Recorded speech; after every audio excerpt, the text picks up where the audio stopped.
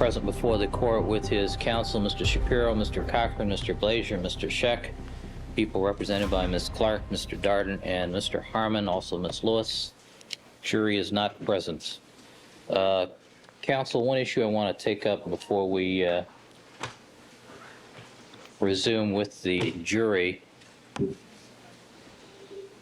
and that is this, the objection concerning the absence of a CDOT on some of the LAPD PCR results. I've received the letter brief filed by the prosecution. I didn't receive anything from the defense this morning. Mr. Harmon, I'll hear from you first. Good morning, counsel. Thank you, Your Honor.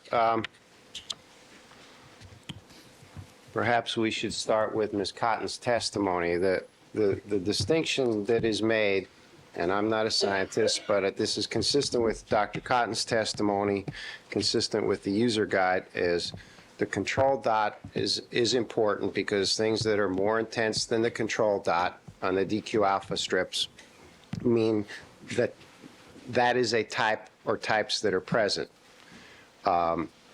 If the C dot is absent, it doesn't mean that dots which are there are not present. It just means that one cannot say that there are not other mixtures there. And that's the distinction between a reportable result and reporting what you see. When those dots light up, the defense really can't have it both ways. They've made a big deal about dots lighting up, suggesting that things are there. Now we have dots lighting up, and they don't want the jury to hear that dots lit up because there's no C dot there. So I'm suggesting that there's a factual inconsistency with the position that the defense has taken. We've pointed out that there are already two such results. Well, the problem there was that their objection was late in coming. What's the problem? That was the initial problem, but in rereading it, it would appear that you considered the substance of the objection as well. I mean, we've had to patch boards at the last minute, Your Honor. So, but in the user guide makes the distinction between typable results. I mean, the key is there are, I can tell you what there are. Well, Mr. Harmon, forgive me for interrupting you. Sure. Let me redirect you to where we need to go here. Sure. The issue is, what is the relevance of a result without a CDOT control? The relevance are the relevance of these results, and I can, because I mean there are some differences in what the results are. The relevance are when those dots light up, that means there is some biological material that caused them to light up. Well, more specifically, Sure. Can't we assume that it's amplified DNA that is causing that? We can, because that's where that's in the hybridization process, that's what you would have. But doesn't the lack of the CDOT indicate that there's insufficient amplified product for a reliable result? Well, what do you mean by reliable? And that, I mean, that's... Well, I mean, that's what the guide says. That's the key. And this is what I was just telling you, Your Honor. It means that biological material, there is biological material that produced those types that caused those dots to light up. It also means there could be other biological material present there that could help you interpret what's there. But what's there is there. And I think to be concrete, I think you need to appreciate what these results are, where the stains are from. All right. What are they, and what are they? Item 47. A Bundy stain. One of the Bundy stains, and you know what the results that other labs have produced from those. They're 1112. They're consistent with Mr. Simpson. Well, Mr. Yamauchi, his results were 1112 and no C dot. And those results mean that there is some biological material that Mr. Yamauchi typed that produced the 1112. It doesn't mean there's not something else there. It just means that at least there was enough biological material to light up those two dots And in the context of of this case, that's a very significant observation. There's no question that it could mean a number of other things. That has never been a limitation on presenting any form of physical evidence analysis, except maybe I should back off that. We've had some limitations put on our positive phenolphthalein testing, but for different reasons. That's the significance of that. That's a result that's been consistently produced throughout the testing in this case. I think it gets a little more interesting when we switch over to item 42, which we know was a sample that was taken from the pool of blood that Nicole Brown was found in, and presumably that's her. Mr. Yamauchi's results were a 1-1-1-1 with the C dot very faint.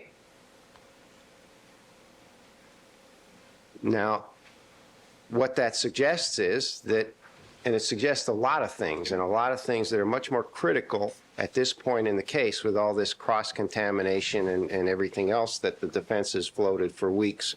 What that suggests is, number one, he typed it right. What that suggests is, in the sequence of events that these things were handled in, that this systematic cross-contamination that the defense has continually suggested, that suggests is that this stain that was processed right after in the sequence, right after the Bundy stains and before the defendant's reference sample was not cross-contaminated. And we know all the substrate controls were not cross-contaminated. So the fact that there was no 1.2 suggests that that's a very important control that was never meant to be a control against this phenomenon. So we have two different results with weak or no C dots that mean very important things, but they don't mean that these are the only types. Are these the only two non-C dot results that you're going to offer, that you want to offer? That's, yes. Let me make sure. Yes, Your Honor. So you're saying it's relevant because it's consistent with the other results, it's an indicia of the lack of contamination, and it's not misleading because it can be explained to the jury so that they can give to it the weight to which it's entitled. You know, Is that your argument? That's my argument, and that was always my intention of not saying it any more strongly than that. And if I do, Mr. Scheck will cross-examine on that point. That's what it means. That's all it means. And it means something very powerful in the context of this case at this point. But shouldn't I be very concerned about the user's guide that says, don't use this? That's not what it says, Your Honor. Yeah, I appreciate that. Excuse me, Mr. Hart, why don't you do this? Why don't you give me that page out of the user's guide? I think we should have a photocopy of that in the record, so the record's clear as to what I considered in making this ruling. Sure, and Mrs. Robertson, would you photocopy this page for me, please? I mean, I think you have to read it very clearly when it says an accurate determination of the type cannot be made since there is a possibility that other probe signals are also below the threshold of detection. That's the way this will be presented. That this is what I saw, but here are the other possibilities. And that's, in the context of this cross-contamination, there's no question that the caution that has to be made when that's presented.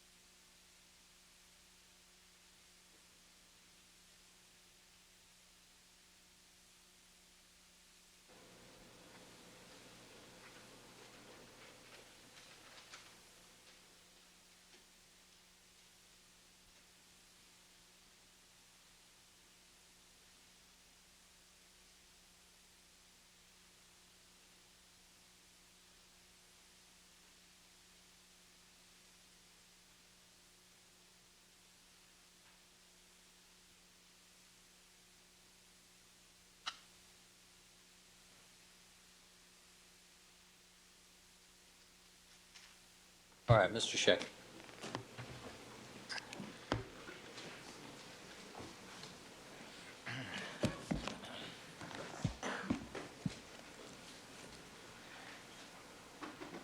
Mr. Harmon's argument is scientific nonsense, and it's going to confuse the jury, and it fails to abide by even the most fundamental, foundational requirements of reliability.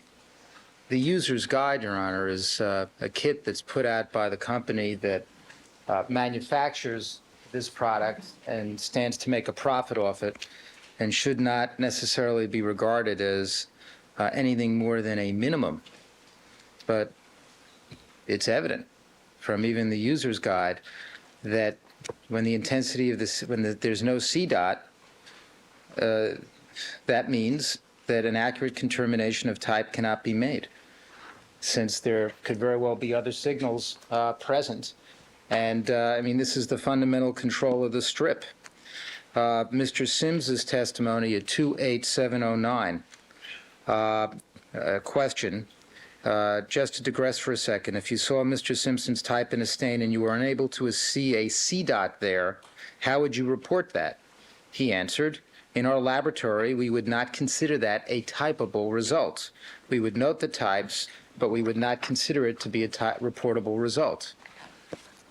I mean, when he says we would note it, I mean, in other words, he's not going to throw away the data and say that that never happened, but they wouldn't report it in court, and they don't regard it as a typable result. And I don't think that there's anything more fundamental to this system. And if this isn't a foundational objection to the reliability of the evidence that ought to be sustained, then I suppose we can give the jury anything as far as this system is concerned.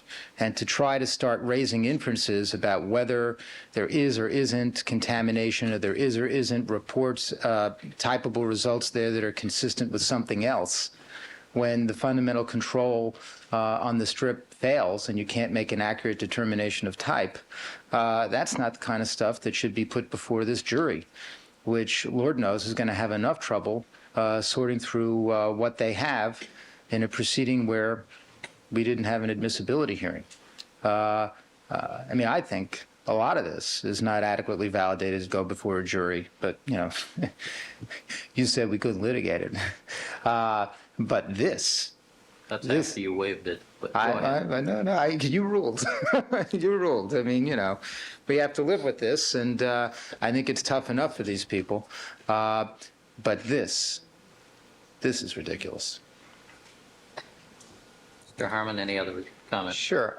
Rather than guess about what Gary thinks, he's sitting right here. I asked him if I adequately articulated it, and he said I did.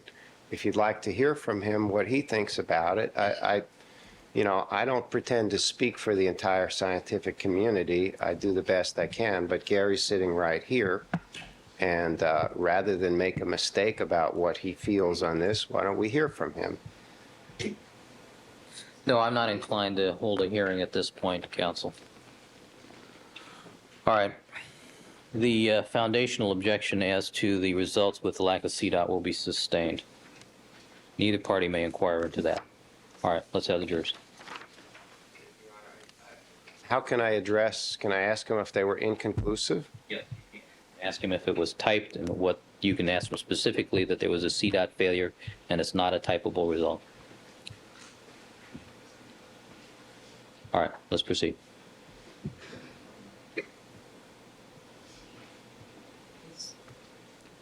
Ms. Clark. I got 1 point in authority. Oh, I'm sorry. Hold the jury here. Hold them.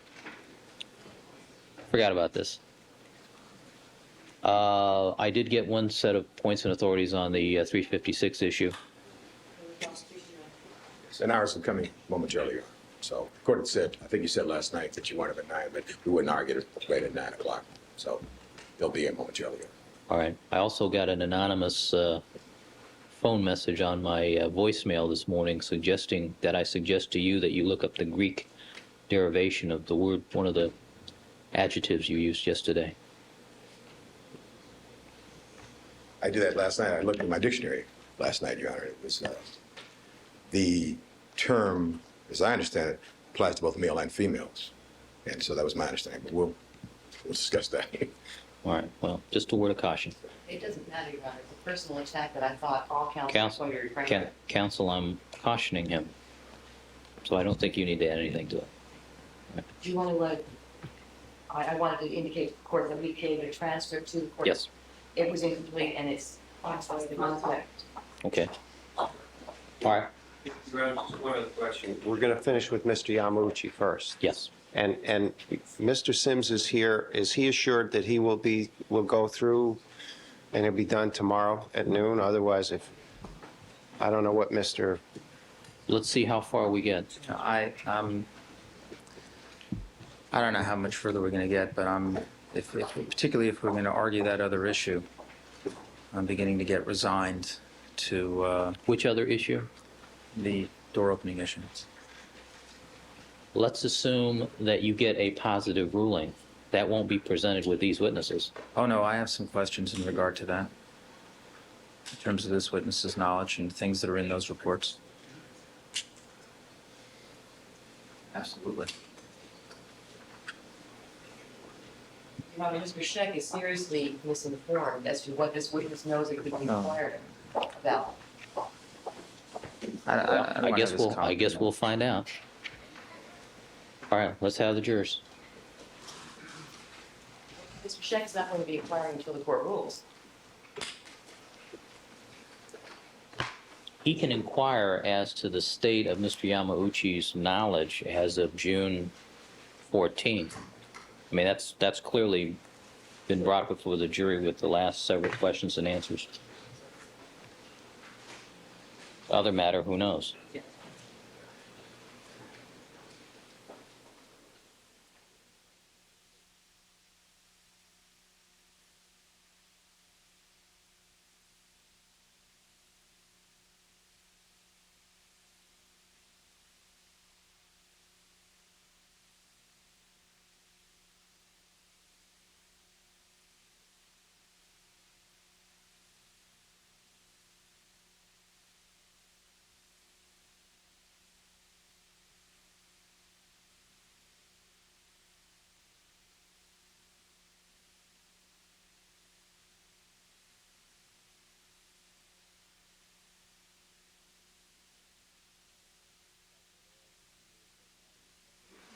Let the record reflect that all the jurors have now rejoined us. Good morning, ladies and gentlemen. Mr. Yamauchi, would you resume the witness stand, please?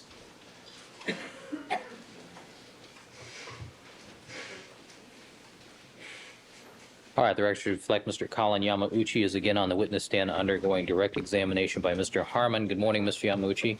Good morning. Sir, you were reminded that you were still under oath, and Mr. Harmon, you may conclude your direct examination. Thank you, Your Honor. Mr. Yamauchi, I want to go back over a couple of details that were in the processing you discussed yesterday, and you may want to refer to your notes. We talked about your sketching out and counting out the number of swatches yesterday. Do you recall that? Yes. Okay. Do you remember how many swatches were contained in each of the items? Of the ones that I analyzed? Yes. Yes, I have clear notes that I sketched out. Okay. Would you look at those notes? Because I'm going to ask you how many of each of those. And which page in your notes is this when you find it, Mr. Yamauchi?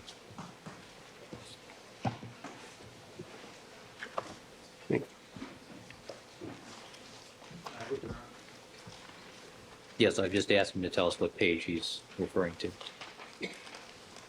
But I assume it's the same page we saw yesterday.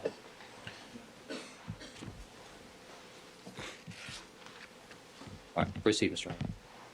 Okay, starting in the order that you process, these are the ones along the Bundy walkway. 52, how many swatches were in the coin envelope, or I'm sorry, the bindle for the stain envelope, or the stain? 2. How many swatches were in the substrate control? 1.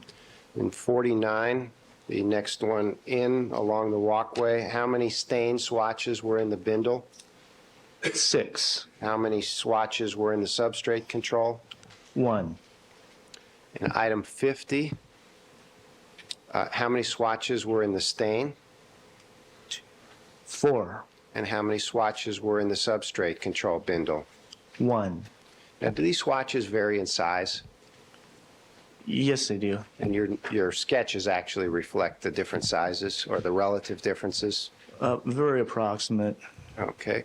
48, how many swatches were in the stain bindle? 2. And how many swatches were in the substrate control bindle? There was 1. 47, how many swatches were in the stain bindle?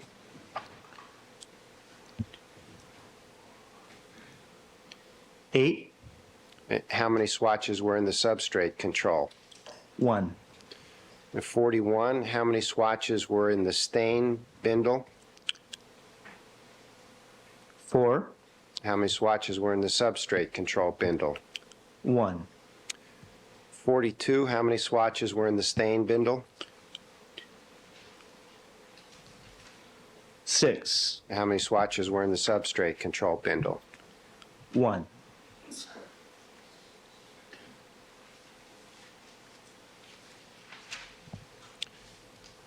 Okay. I want to go back to the first DQ alpha run that you testified about, the results that you produced. And one of the stains and substrate controls that we did not discuss yesterday was 47 and the 47 substrate control. You recall that? Yes.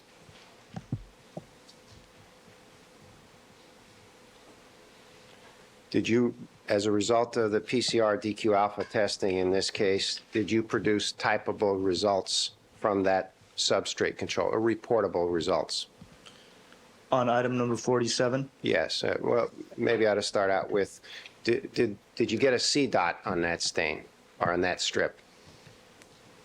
Let me refer to that Sure. particular note.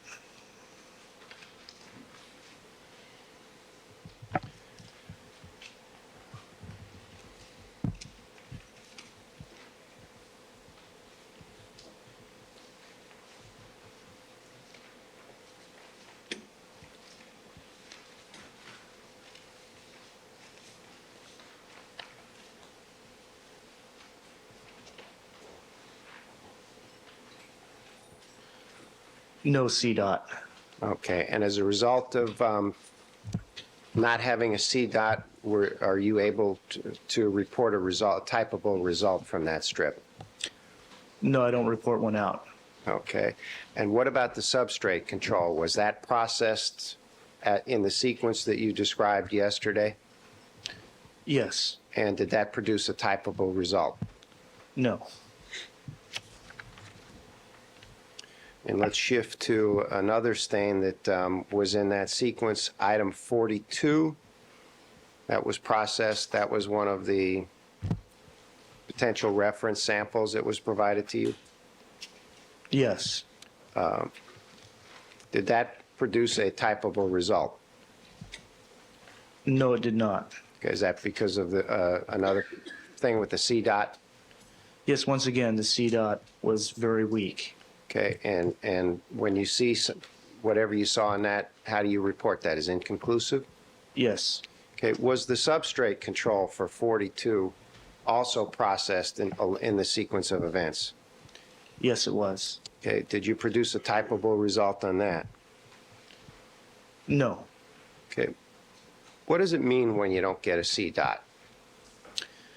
Well, the C dot's something that the manufacturer had to design because, after all, they're the ones that are making these strips and balancing out the correct amounts of components in them so that we can interpret this and give results and make conclusions on them. So they've designed and balanced the C dot in there to help us have an indication of where the reliability is. Now, if we know there's a C dot and it's distinct, then we can reliably make draw conclusions as to the results we get. And that's why they have this developed within their system to help us, the analysts, make these decisions. Okay, I believe, excuse me, when we closed yesterday, you had described some of the records that you kept in this first DQ Alpha run, and one of the items that you had described was the DNA electrophoresis record, the product gel, Yes, and also a 3-page document that's called Serology Casework Summary Sheet. yes, And just to go back or touch bases on where we left off yesterday, you had described the 3-page serology casework summary sheet as a summary sheet of information derived from other records. yes. Okay. And did you make some sort of misnumbering error when you filled out the summary sheet? Yes, I did. And can you describe that error, please? Well, we take our records by assigning number runs to each of the major steps in our analysis. And then in order so that later on, if we're asked questions or we need to access some information, we take these number runs and we put them all onto one reference sheet. And in that reference sheet, I didn't catch this before, but I made an error and I wrote down 60 instead of the actual 61 run, which is written on my sheets that I keep with my analysis. Okay, in a moment I'll have these marked. May I have marked as, excuse me, Your Honor, People's 282 for identification, a 3-page document that's entitled Serology Casework Summary Sheet, and the next line says DNA analysis. All right, so Mark, 282.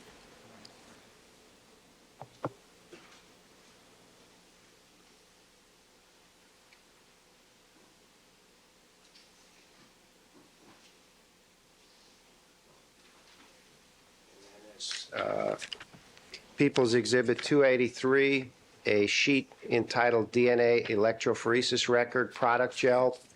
It's page L175. May I write those numbers on the face of those, Your Honor? You may. Thank you. Objection. I'm sorry? I have an entireties objection. 356 objection? Yes. Is that what that is? Yes. Overruled. I mean, you're the adverse party.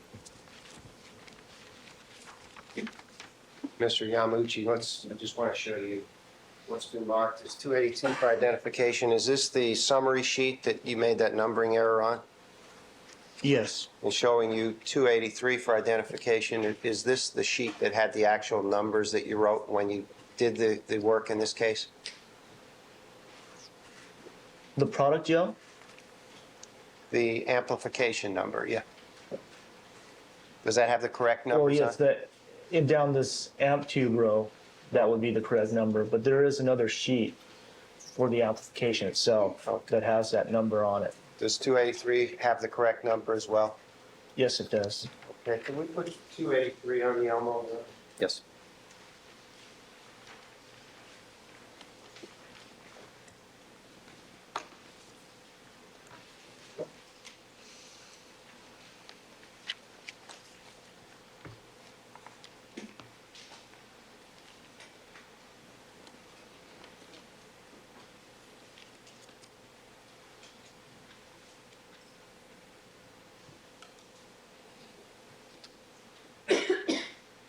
Mr. Yamauchi, could you refer to the column that has the correct number on it, on 283?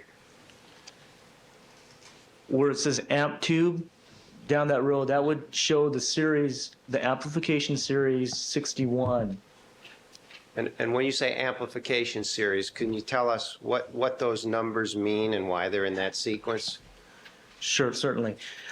In order to organize our work, the extraction process gets a particular number.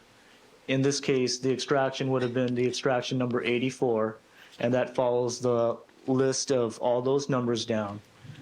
And then in the amplification, the part that I talked about where we're putting the thing in the tubes in the actual machine, the thermocycler, that gets another number assigned to it for each amplification that's done. In this particular case, amplification number 61 was the one that was assigned. Okay, and under the column item number where it's got 84-1, 84-2, are those the correct numbers? For the extraction, yes. Okay. And can we put just the first sheet of Exhibit 282 up there, Your Honor? This is the serology casework summary sheet. Yes.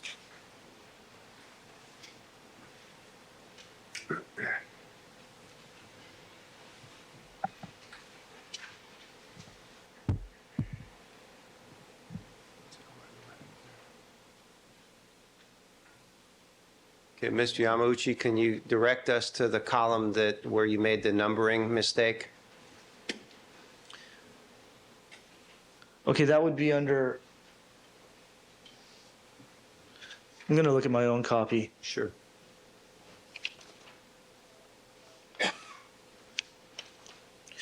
Where it says amp number, that series, that 60 dash, should all indicate 61. Okay, so you made a numerical mistake. Yes. When did you actually fill out the serology casework summary sheet that we're looking at here? Usually this particular sheet or set of sheets for the samples is filled out after the analysis is completed. It's used, as I said before, as something to give us a quick reference.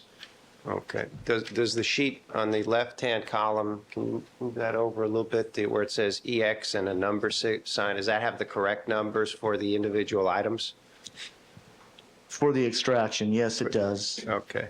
And have you, does this misnumbering mistake in any way undermine the results that you've described to this jury? Conclusion. No, it doesn't. Like I said before, this is just a sheet that we make afterwards to reference the information, to give us an easier time in looking up stuff. And is there actually some other case that has amplification numbers 60-1 down the line?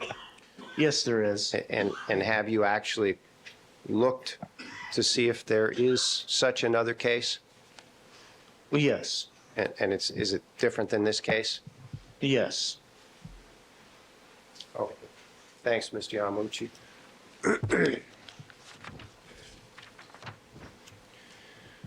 Okay, Mr. Yamaguchi, you told us yesterday you went home or you checked out shortly after 8 o'clock at night on June 14th. Do you recall about what time you got to work on the 15th?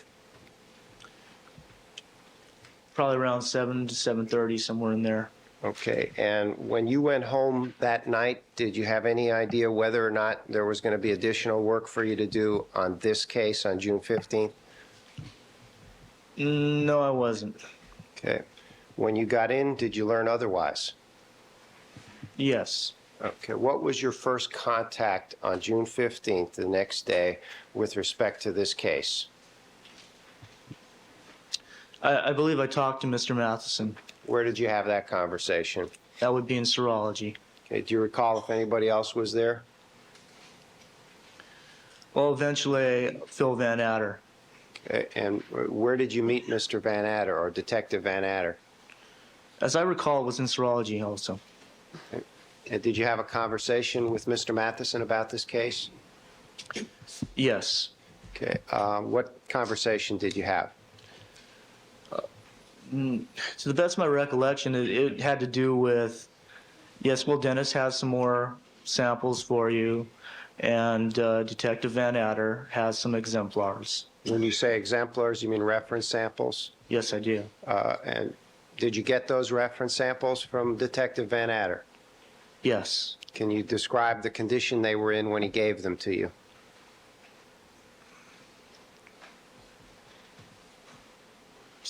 So, in the regular coroner samples, they would be in the purple cap tubes in gray envelopes. Okay, and did they have coroner's numbers on them? I have to refer to my notes. Sure. Did you write that sort of information down in your notes? Most likely I did. We'll have to check. Okay, would you do that?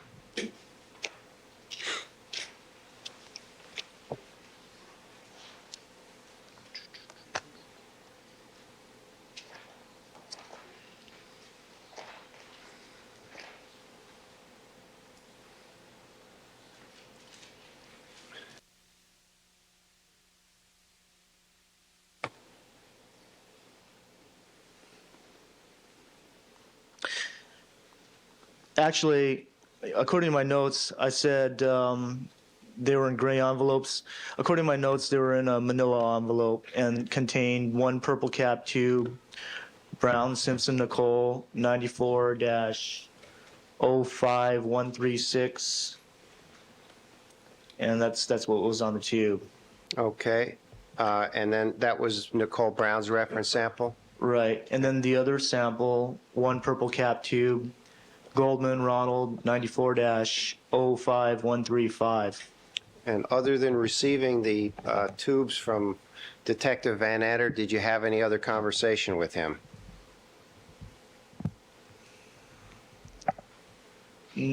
Nothing that stands out in my mind. Okay. Did you do anything with those tubes in the analyzed evidence envelopes? They were used to make the same exemplar swatch cards And where did you do that? in the serology unit. And why did you do it in the serology unit? Well, generally speaking, that's where I'm used to doing my work. Is that where you were when you received them? Yes, it was. Okay, did you prepare those are Fitzco cards again? Yes. Did you prepare them in the same manner that you prepared Mr. Simpson's Fitzco card the day before? Stay on Fred's question. How did you prepare them in comparison with how you prepared Mr. Simpson's reference card the day before? Basically, the same technique was used. You wore gloves? Yes. Did you change gloves between preparation of each of the Fitzco cards? Leading. Sustain. What did you do with respect to your gloves between preparing each of the Fitzco cards? Well, as I explained earlier, when you're dealing with blood tubes, it's highly likely you're going to get blood on them. So I changed my gloves between doing these blood tube exemplars. And yesterday you described putting a Kim wipe over the top of the tube when you took the cap off. Remember that? Yes. Did you do that with both of these? Yes. Were the gray analyzed envelopes sealed when they were given to you? Objection leading. Approach the sidebar with the court reporters.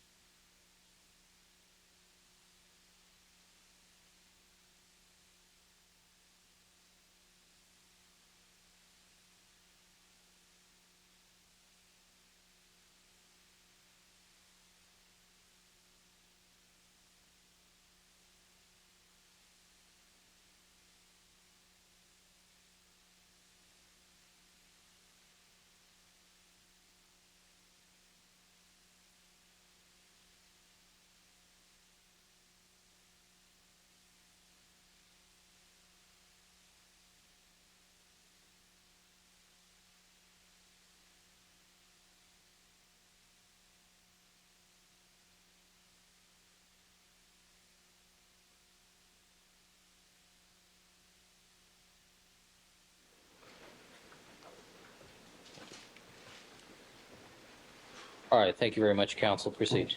Thank you, Your Honor. Mr. Yamauchi, what sort of instrument or tool did you use to draw the blood from the tubes in preparation for the Fitzco cards? The pipette man that I described yesterday. Okay. And did you change the tips as you described yesterday? Of course. What did you do with those cards after you put the blood on them? They were laid out to dry along the edge of the hood system I have at the edge of my workstation. What kind of hood is that? I'm not sure. Did you, before, let's talk about one of these samples at a time. Did Nicole Brown's reference sample, which you've described as corners number 9405136, was that ultimately assigned an evidence item number? Yes, it was. What was that?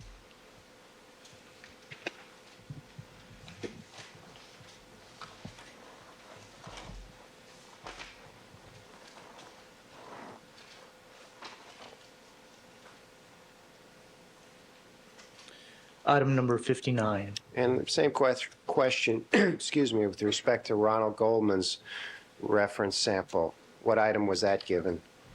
That would be item number 60. When you first observed Nicole Brown's reference sample, which was item number 59, did you make any specific notation of how much blood was in there? No, I would have noted whether or not it's an ample amount. Okay. Have you ever noted how much blood, I mean, recorded how much blood was in a reference sample that was provided to you when you first saw it in your career? Something accurate? No. And the same question with respect to Ronald Goldman's reference sample. Did you make any notation of how much blood was in that tube before you drew any to prepare the Fitzco card? Once again, I wrote ample down, indicating to me that scientifically there's enough there for us to do our analyses. How much blood did you withdraw from item number 59, the reference sample from Nicole Brown?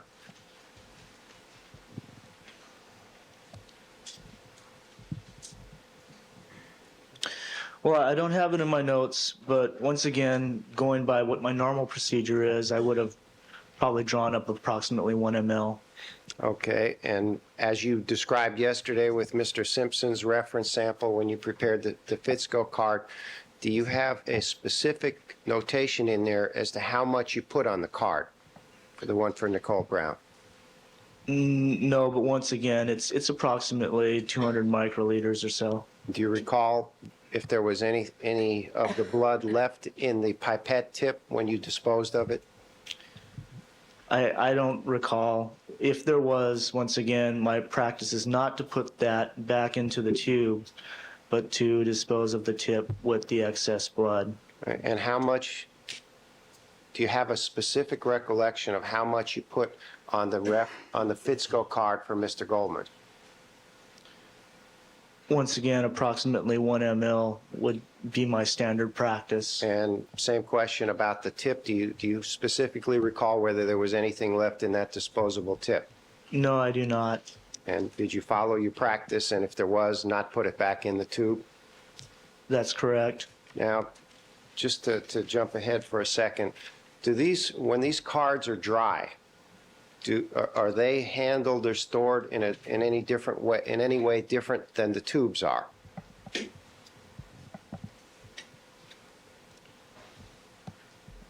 They have a separate pouch that's made by the manufacturer that actually stores these blood swatches.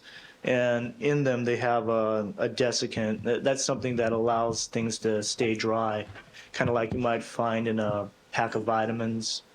It's very similar. And that's stuck in along with the blood swatch into this foil line envelope. And that's how that's stored. Where does it end up? Oh, that would be frozen.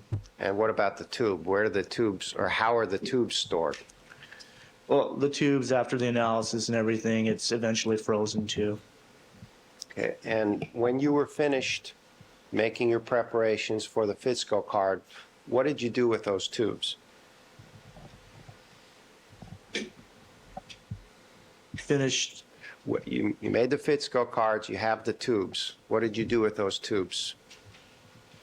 I would have been doing the extracts. Is that what you mean, or No, where did the tubes end up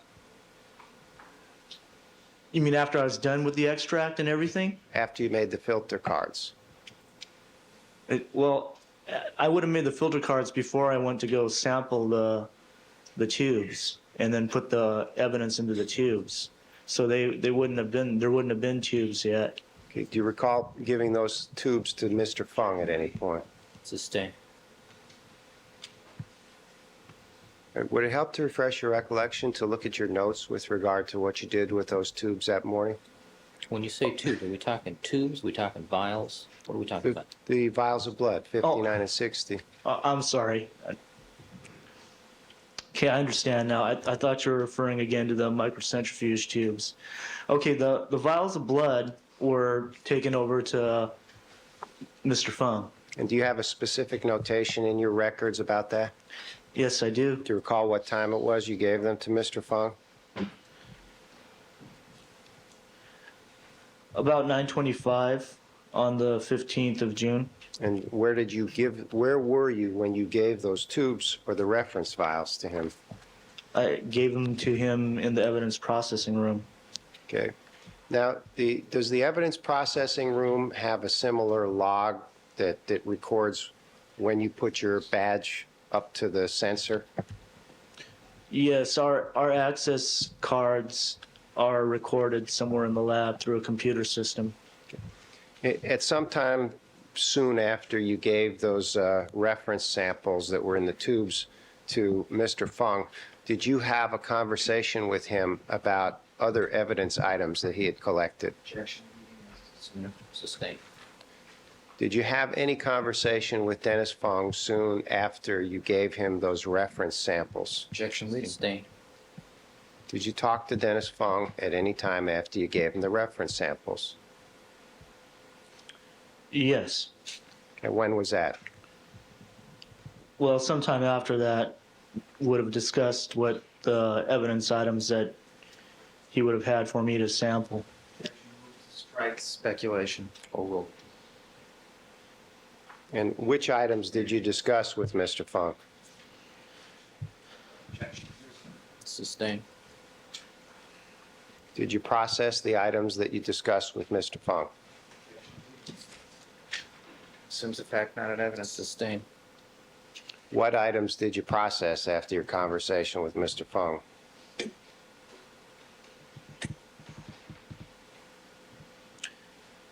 Number 33, number 23, number 25, number 31, number 34, number 12, and number 14. And why did you process those items? Because it was discussed with Dennis Fung, and that was his suggestion. Move to strike any of the hearsay that might follow from this. Oral. It's not hearsay. Offered for a limited purpose only to explain the conduct after that was said. Proceed. Up to this point, what he may say next.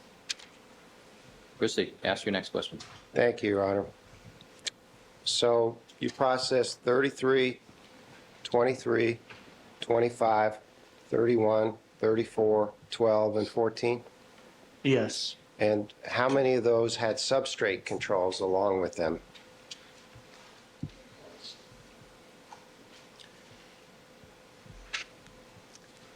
'33 did not. 23 did have a control. 25 had 2 control swatches. 31 had 1 control swatch. 34 had one control swatch. 12 had one control swatch. And 14 had one control swatch. Okay, Mr. Yamauchi, let's go back then and talk about how many swatches, excuse me, were within each of the stain items in those very same samples. If you made the same kind of notation and record about the sampling process as you did on the run that you did on the 14th? Yes. Okay, and if it would help to look at your notes to refresh your recollection, let's take them item by item, describe the number of swatches. And may I supplement that with one more thing and describe how much you removed for your own sampling? Okay, on 33, that was something that was removed from a shoe print on a piece of carpet by Dennis Fung, and it was kind of a glump of material, and I used up that piece of sample for my analysis. That's the one with no substrate control. Yes. Okay. Next sample. And then number 23, there were two what appears to be small cloth swatches, and I used one of those for my analysis. And on number 25,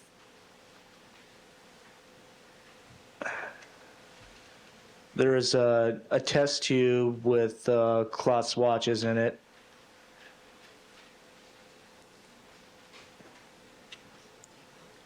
And I have here written carpet fibers with two groups of material. And one of those was sampled for analysis. And then on 31, there's test tube with cloth swatches, and there was one swatch in it. And I sampled half of that for analysis. On 34, again, test tube with cloth swatches, and there was one swatch in it, and I sampled that for analysis. And on number 12, in a paper bindle, there's 1, 2, 3, 4, 5, 6, 7, 8 pieces, and I sampled one of those pieces for analysis. And on number 14, there is one small piece of swatch or some type of transfer material, and I used that entire sample up for analysis. Now, you've described, in describing those items, you've described some of them were in tubes Yes, and some of them were in paper bindles. yes, Okay, now, are you familiar with the drying process that Mr. Fung uses to dry wet swatches? yes, I understand how it And- does it. Based on your familiarity with his drying process, what's the significance of seeing those things in the tubes that morning? Objection calls for speculation. Oh, Well, Mr. Fung tends to dry his swatches in test tubes, and that would have been the stage at which this would have taken place. Okay, and then what about the two that were in the bindles already, 12 and 14? Those would, say tubes, I'm sorry. Did you mean? Phrase the question. You've described number 12 and substrate, the stain and substrate control, and 14, the stain and substrate control, as having been in bindles. What's the significance of that? okay, then I would assume he took the tube. That's right. He assumes it's a stain. What's the significance of the fact that they're already in bindles? Objection calls for speculation. Significance doesn't. What point in the process is this? They would have been dried and placed into the bindles. Overruled.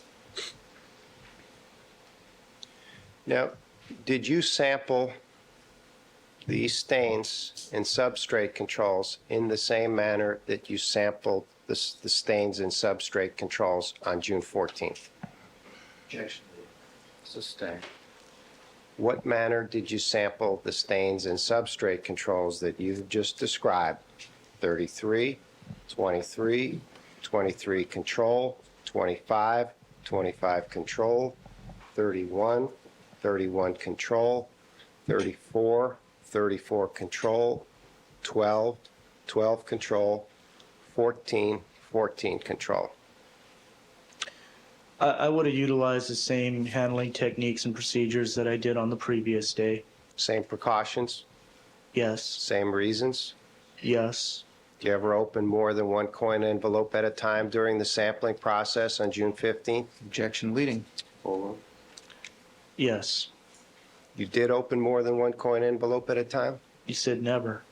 I said, did you ever? Let's get it. No. Okay. After you sampled all of these items in the manner that you sampled the items the day before, what did you do with them? After the sampling was done, the rack of microcentrifuge tubes would have been carried back to the serology unit for further analysis. Now, strike that, did you take any samples from 59 and 60, the two strike that, did you take any cuttings for the PCR processing for the two Fitzco cards that you've described you made earlier that morning? Object to this form of questions leading. Overruled.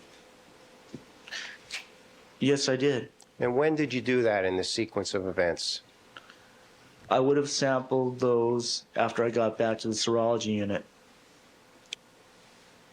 Will you describe the manner in which you sampled those two cards? It would have been done in the same fashion as I had described for the day before for the other sample card. Using the same safeguards? Yes, At some point after sampling the two Fitzco cards from 59 and 60, did you begin the PCR process?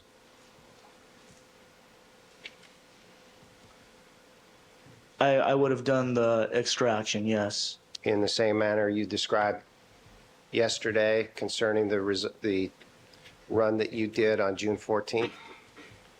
Yes. In what order did you perform the extraction on these samples? Again, in reference to my extraction record, I have listed item number 23, red stain, and then control. Item number 25, red stain, and then control. Item number 31, red stain, and then control. Item number 33, red stain. Item number 34, red stain. Item number 34, control. Item number 12, red stain. Item number 12, control. Item number 14, red stain. Item number 14, control. And then blood exemplar, coroner's blood exemplar, Brown Nicole, or Brown Simpson Nicole. And then again, blood exemplar from the coroner is Goldman Ronald. And then there would be that positive control standard, blood standard, followed by the negative control, cloth control. Now, why do you have the cuttings from the Fitzco cards at the end of the line, as you did in this case?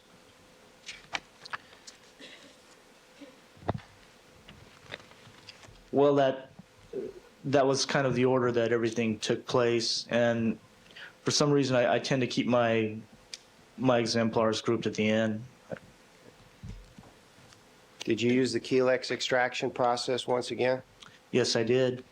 And how long did it take? About the same length of time as it took the day before?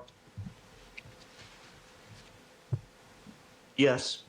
Okay. And after you performed the extraction process, what did you do next with regard to these samples? Well, after the extraction process, I would have taken the extracts over to PAB, where our other amplification lab is held at. Perform the amplification there in the manner you performed the amplifications the day before? Yes, I did. Same safeguards? Yes. Okay, after you performed the amplification, what did you do? After doing the amplification, then the next step would be the hybridization. Same manner you did the day before? Yes. All right. I have a standing objection. Noted. Did you produce results from some of the samples that you processed on June 15th in the manner you've just described? Yes. And before we discuss the typing results on the stains, did you produce any typing results from any of the substrate controls that you processed along with the stains in this case? 23 substrate control, 25 substrate control, 31 substrate control, 34 substrate control, 12 control, and 14 control.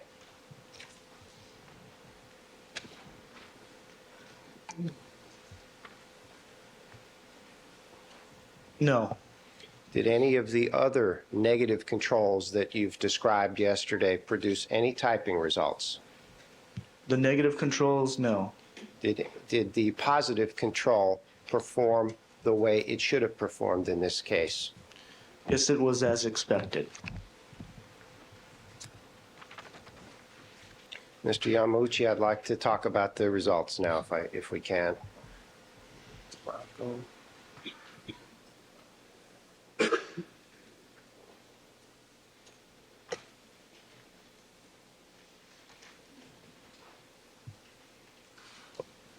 Your Honor, I'd like to display for the jury at this time the Bronco photo and result boards, which are respectively People's 172 and People's 260. Proceed. Thank you, Your Honor. Mr. Yamauchi, while we're getting set up with that, to move things along, can you tell the jury what typing result you produced from item number 23 from the Bronco? 1.1, 1.2.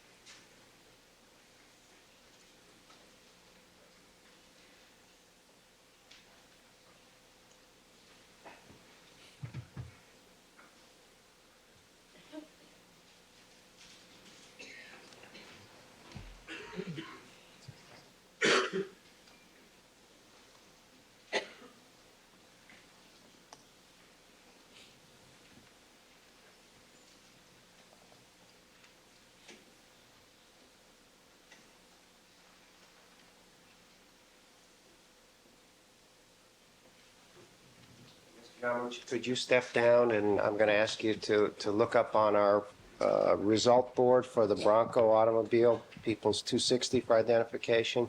And you got a 1.1, 1.2 in your typing? And number 23? Number 23. Would you remove the cover under PCR results for item number 23? You see it up there? That's the result that you obtained from the Bronco, the driver's door interior. Yes. And from among the 3 reference samples that you typed, 2 on the 15th, and Mr. Simpson on the 14th, whom is that result consistent with? That Mr. Simpson. Okay, could you remove the cover under the not excluded? Okay. Did you produce any typing results from item number 25, the driver's side carpet fiber?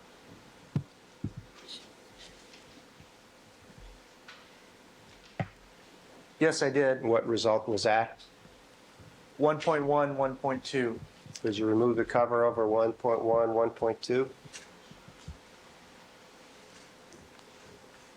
And is that also consistent with Mr. Simpson? Yes, it is. And both of those results are inconsistent with Mr. Goldman and Nicole Brown? Yes, for this DQ alpha system. Sure. Because you removed the cover from over the not excluded column? And did you produce any typing results from item 31?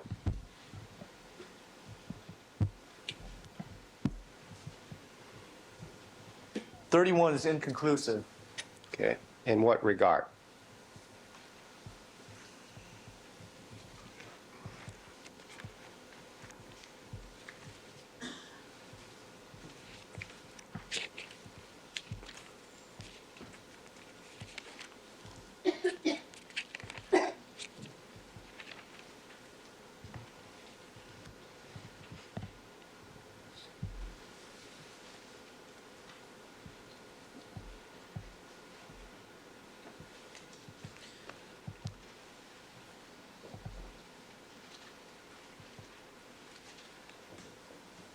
It contained what appeared to be somewhat of a Motion to mixture. strike, Your Honor. Inconclusive, if he's going to go beyond the court's ruling. Your Honor, maybe we do need to approach because All right. out of caution.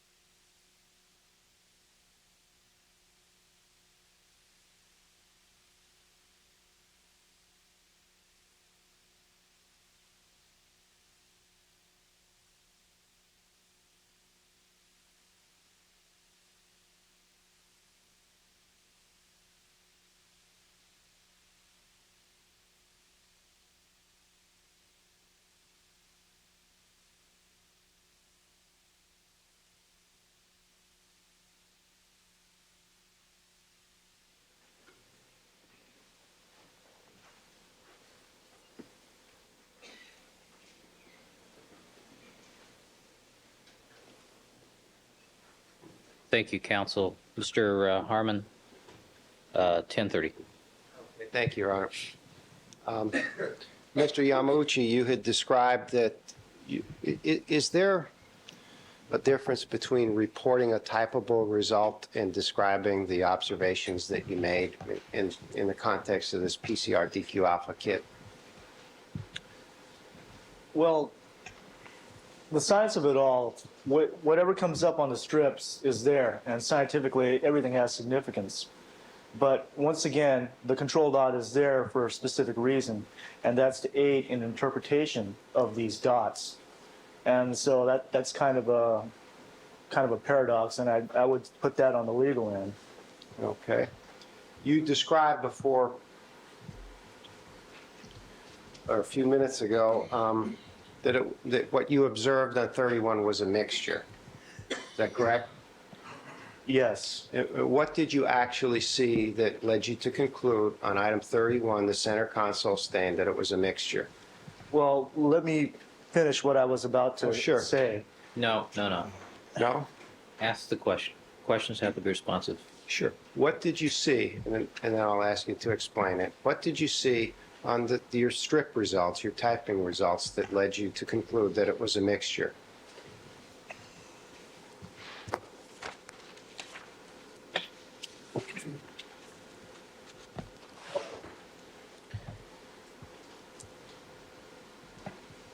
Okay, it's written out 1.1, 1.2, with, weak, 1.34, and there's a side note, 1.3, very weak. Okay. And are those results consistent with a mixture of the blood from Mr. Simpson, the defendant in this case, and Ronald Goldman? Objection, move to strike. Sustain. Foundation. From among the three reference samples in this case, are those results consistent with a mixture of any of the two reference samples? Objection again, move to strike. Foundation.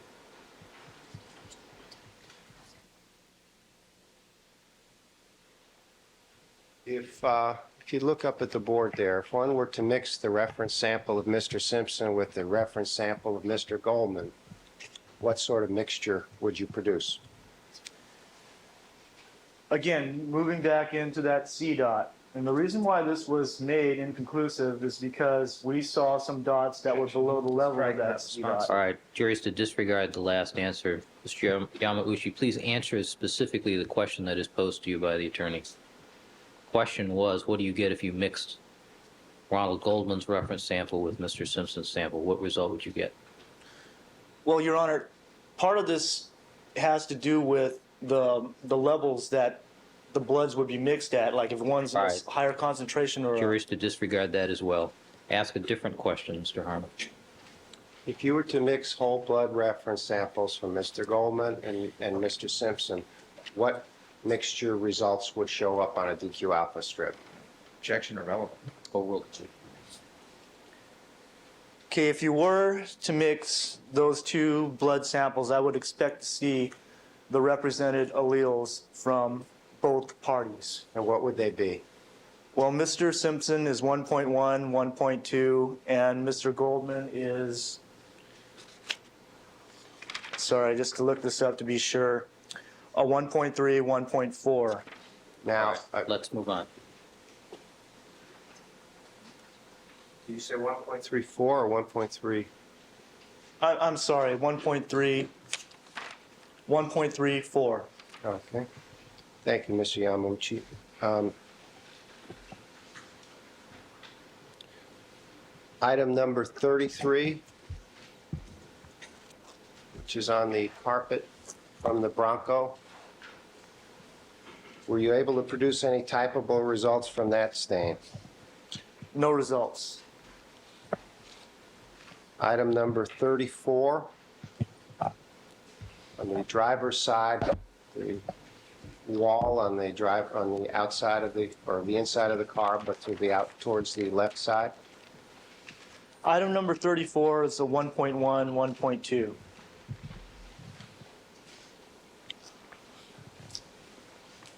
If you would, Mr. Yamauchi, please cover to just above or below the DOJ results on item 34. Right here.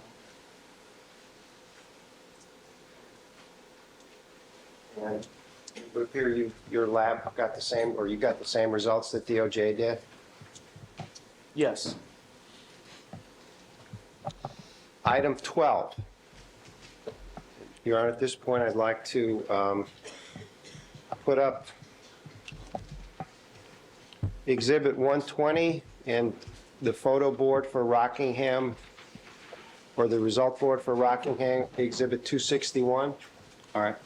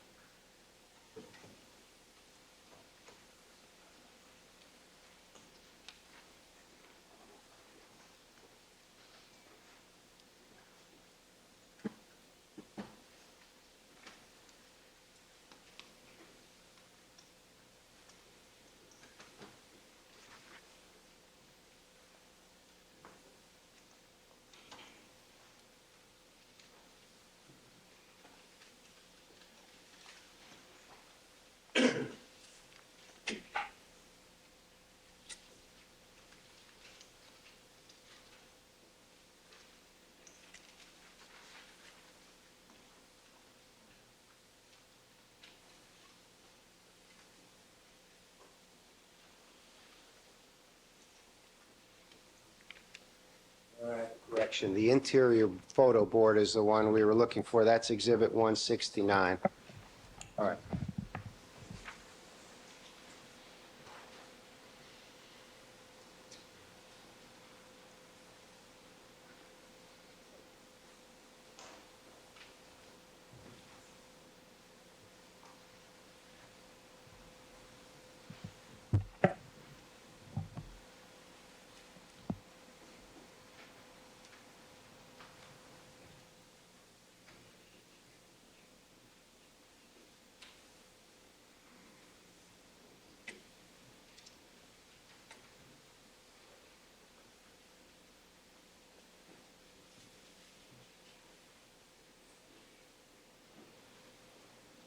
Yamaguchi, let's talk about the typing results that you obtained from item 12, which was inside Mr. Simpson's house on the wooden floor.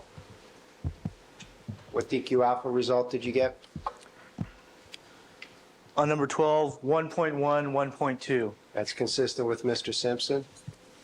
Yes, it is, for the DQ alpha system. And item 14 here from the master bathroom floor, what result did you get there?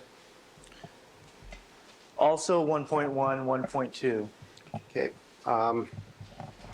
And lastly, in this series of tests, we mentioned yesterday what type you produced when you typed Mr. Goldman's reference sample from that Fitzco card.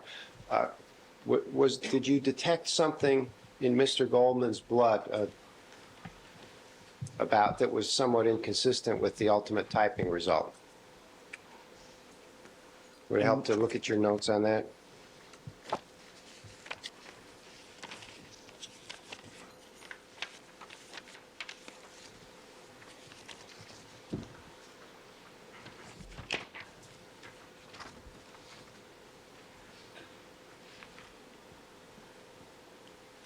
Observation straight from the strip, 1.34, and I also note a very faint 1.1.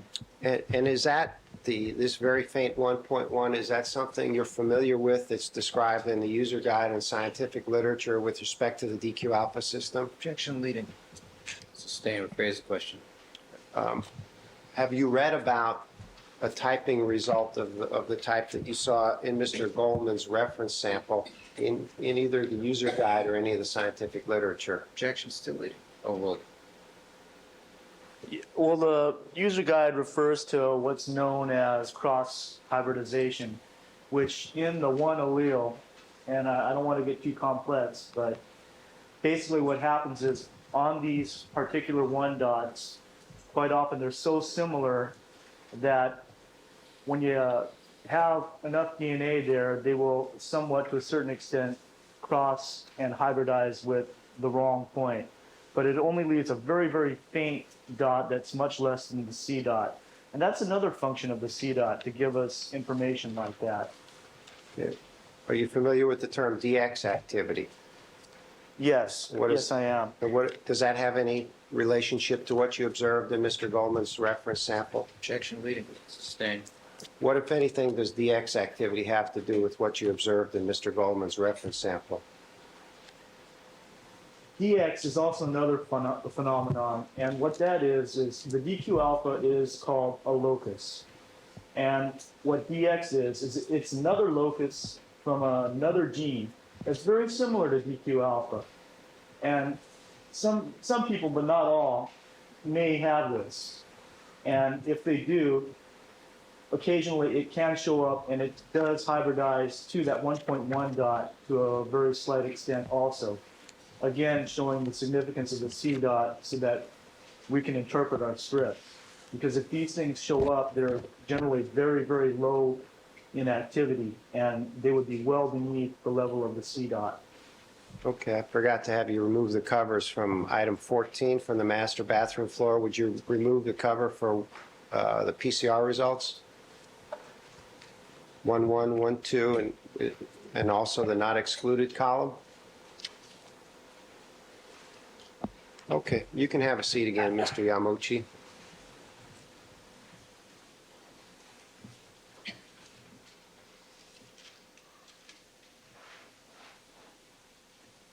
Mr. Yamuchi, did you calculate a frequency for the occurrence of the 1.1, 1.2 DQ alpha allele?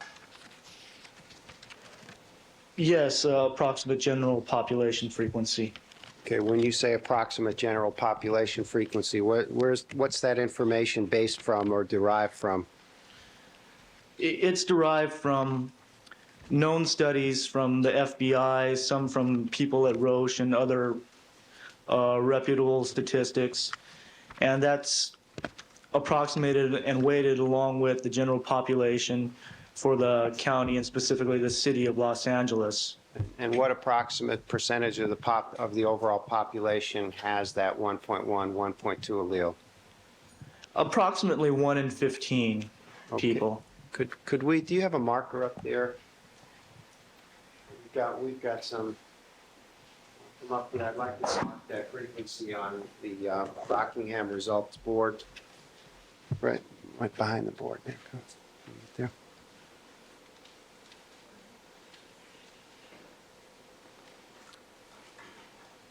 Mr. Harmon, I'm a little leery of those dry erase markers, the What?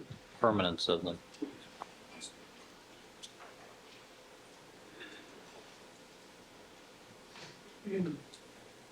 Yeah, why don't you write it up in the frequency column?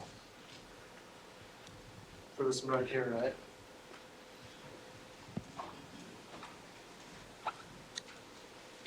Okay, and would you, just to complete the balance here, would you put this LAPD item number 12 result up on item number 12 on the Rockingham result board?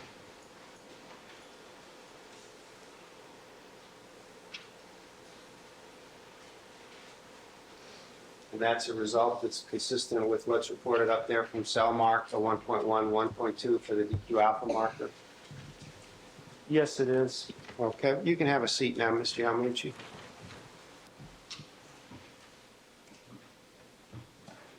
One last topic here before the break. Mr. Yamauchi, when did you perform the product gels in this case with respect to when you did the hybridization that produced the typing strips? The product gel was performed afterwards. When you say afterwards, could you give us the dates when you ran the product gels for both of the PCR DQ alpha runs that you've just described to the jury? Okay, referring to my notes.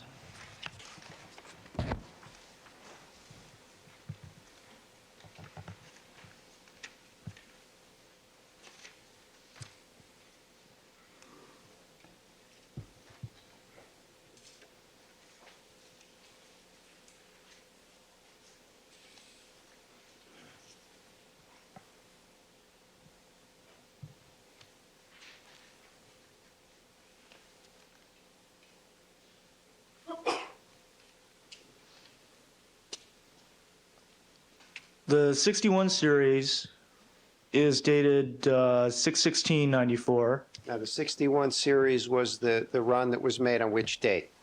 The amplification was done on the 14th. Okay, and then with regard to the amplification that was done on the 15th, when did you do the product gel in that? That's dated the 17th. Okay, thank you. This be a good time. All right, ladies and gentlemen, I'm going to take our recess for the morning. Please remember my admonitions to you. Don't discuss the case amongst yourselves, form any opinions about the case, have any contact with anybody with regard to the case, or conduct any deliberations till the matter has been submitted to you, and we'll be in recess for 15. All right? Please. One housekeeping, I did not write the frequencies on the Bronco board. With the court's permission, if we can do that out of the presence of the jury, they're the same results. 1 and 15. Yes, Your Honor, if Mr. that's Scheck, okay. any objection? No, as a matter of fact, as Mr. Harmon will tell you, I asked him to do it. All right. All right, at some time later today, then we'll clean that up. All right, let's have the Okay. jurors, please.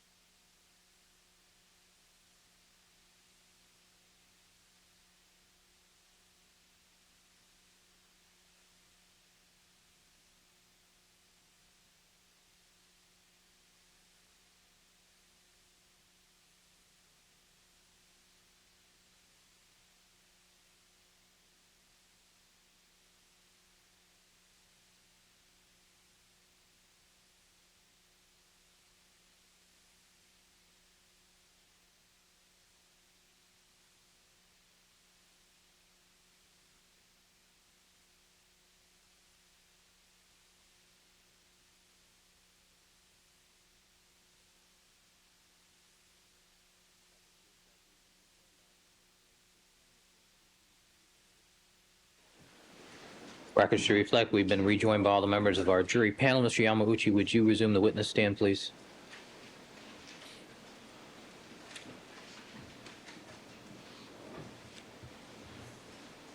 And Mr. Harmon, about how much do you have left? 35 minutes, Your Honor. All right, proceed. Mr. Yamauchi, just want to make a point clear. When you took a sampling from all of the evidence items that you've described as having sampled for your PCR DQ alpha test in this case, did you consume all of whatever you sampled in the testing process? Not on every item. most of the items I just used portions of. Okay, my question was vague then. The portions that you took for your samplings, were those consumed in the testing process by you? Yes, they were. Okay, and whatever as you've described them, once you took them and processed them in the way that you've described to this jury, none of those samplings or the cuttings that you made remained? Sustained. Phrase the question. Once you remove those items from the bindles and consume them in testing, did those samples cease to exist? No, they don't cease to exist. They're in the extracts. Okay, but did those extracts ever get sent out to any other laboratory? No, they did not. Did you prepare what's known as a Los Angeles Police Department analyzed evidence report describing the samples that you tested in this case? Yes. Okay, and do you have that in front of you, Mr. Fung, or Mr. Yamauchi? Yes, I do. Okay, what date did you file that report on?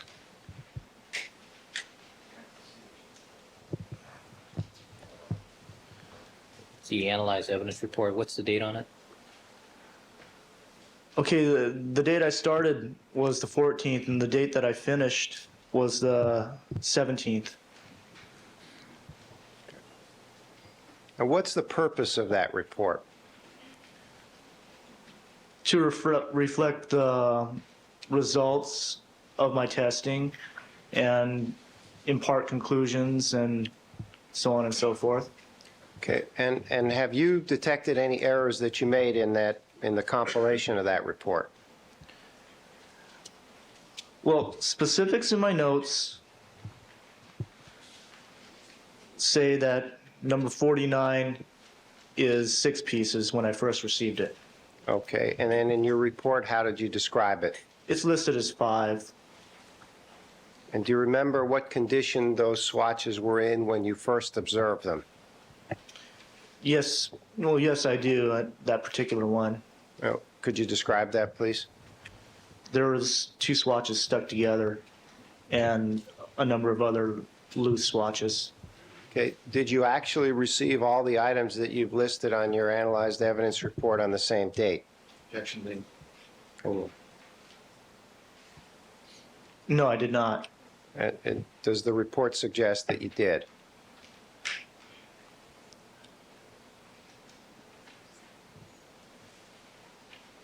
No, it collectively includes the time frame from when I started to when I finished. And you've already described to the jury when you received those items? Yes, and it's in my notes. Okay.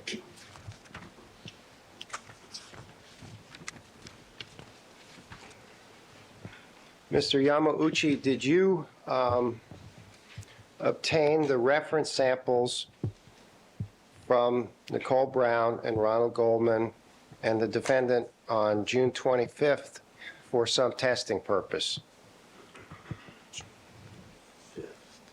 Would it help to refresh your recollection to look at your notes for June 25th? Yes, please. Okay.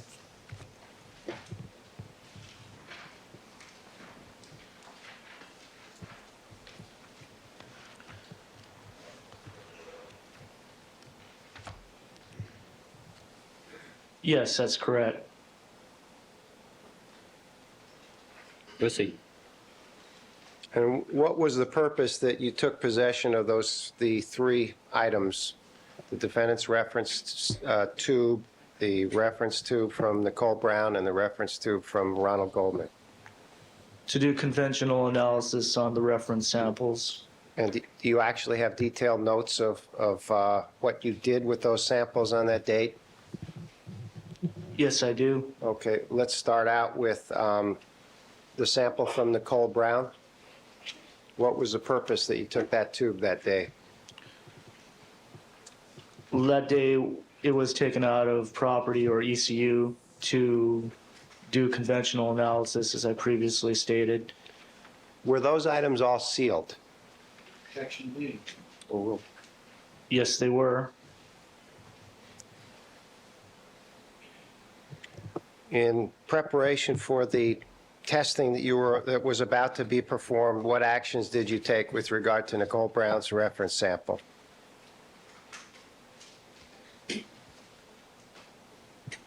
Well, some blood was removed from that tube to do a ABO analysis. How much did you remove from Nicole Brown's reference tube? In my notes, I have listed approximately 3/4 of a ml or milliliter. And when you say approximately, can you give us a range on how much you withdrew? Well, I guess it would be between a half of an ml and an ml. Okay.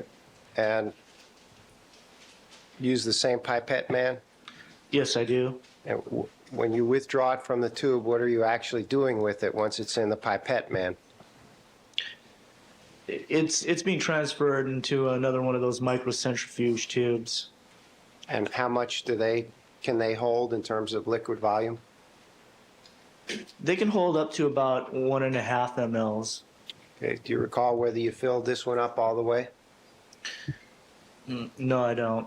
Okay. Do you recall whether there was any left in the pipette, man, the disposable tip? I'm not certain, but if there was, once again, I would throw away that along with the tip. Did you make any specific? That's what he would have done. How much did you take from Mr. Goldman's reference tube? Approximately a half an ml. And why did you take less from Mr. Goldman's reference tube than Nicole Brown's reference tube? Well, the way the pipette man works is you press it, and I usually have it set on 1 ml. That's the full volume that it can take up.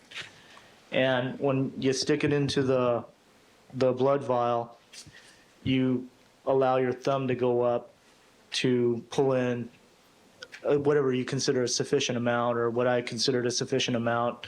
And once I got to there, I stopped, put the tube in the rack, and then opened up my microcentrifuge tube and deposited it. So I don't always suck up the full volume that I potentially can in my pipette man. And is there any reason to be precise in withdrawing blood from any of these tubes in terms of the scientific tests that are about to be performed? Well, you need enough to do the ABO testing, and what I've listed there is sufficient. How much do you need? Well, approximately a half an ml or so to get a good separation of the blood. Okay, and how much blood do you recall withdrawing from the defendant's reference tube?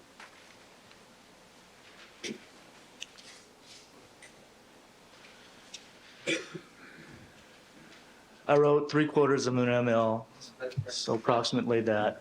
Sorry, they finished. Let the record reflect the witness just was looking at his piece of paper. And how accurate is the 3/4 of an ml? Once again, it's just an approximation. Okay. Do you recall whether you filled up the microcentrifuge tube that you put Mr. Simpson's blood into all the way? No, I don't. Make any notation of how much you put in there? No. Okay. Let's shift, if you will, to July 20th, 1994. I want to ask you some questions about item number 78, Ronald Goldman's shoes. Yes.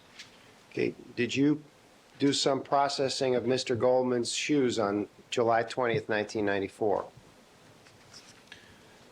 Yes, I did an initial search to see what types of evidence would be on that item. Yeah.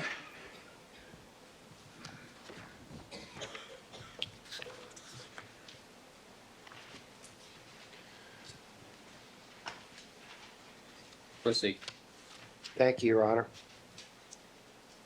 And ultimately, did you swatch either of the shoes, Mr. Goldman's shoes, and attempt to remove some apparent evidentiary items? Yes, I did. Can you describe which shoe Excuse me. you swatched? Mr. Scheck, you're standing between the witness and the jury.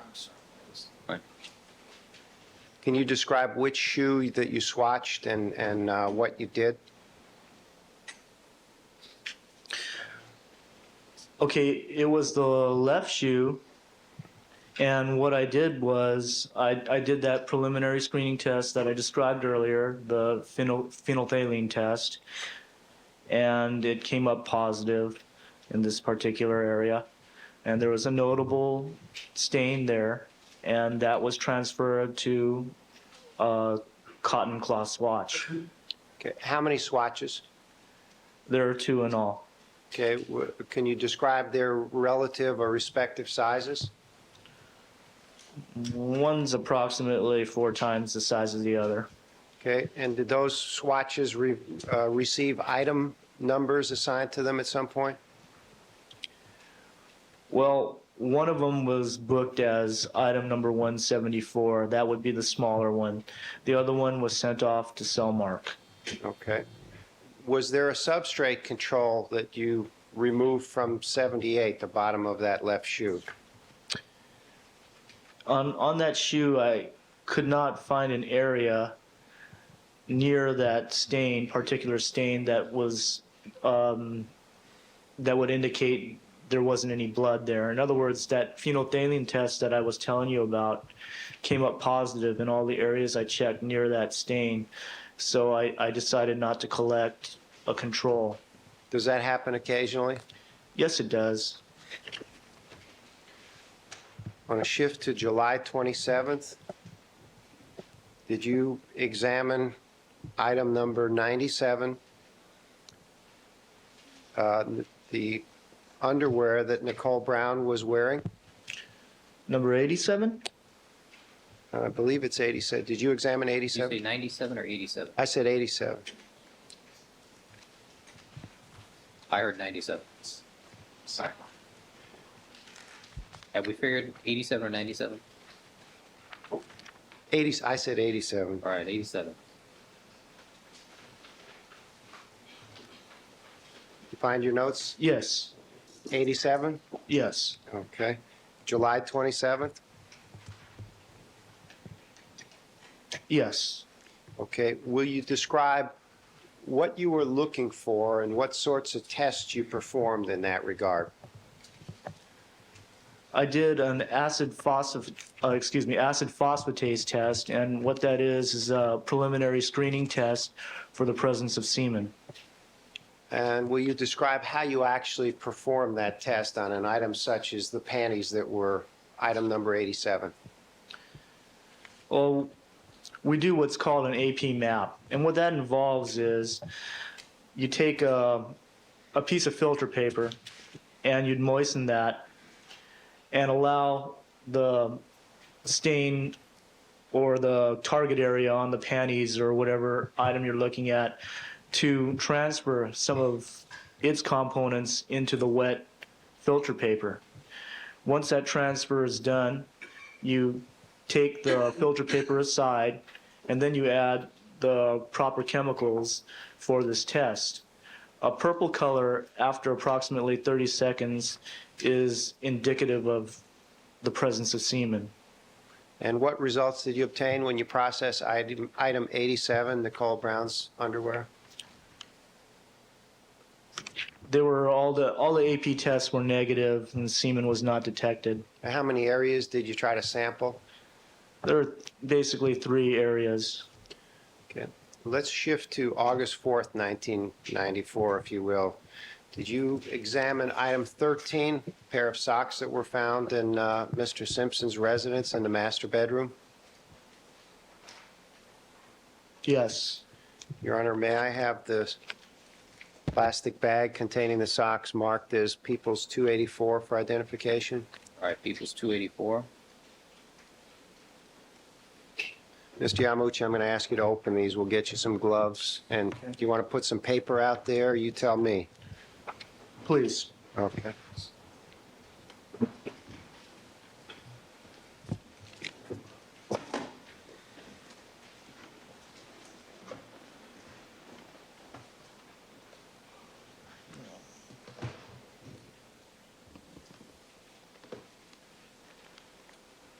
Do you need some paper? Do we have some paper? I think Mrs. Robertson is getting some. These are pads here, Barb.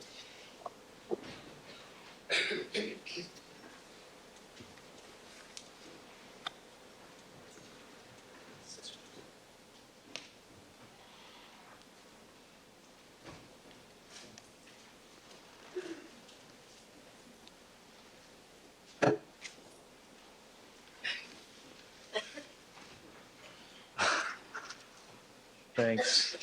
I want you to use one of the paper pad items.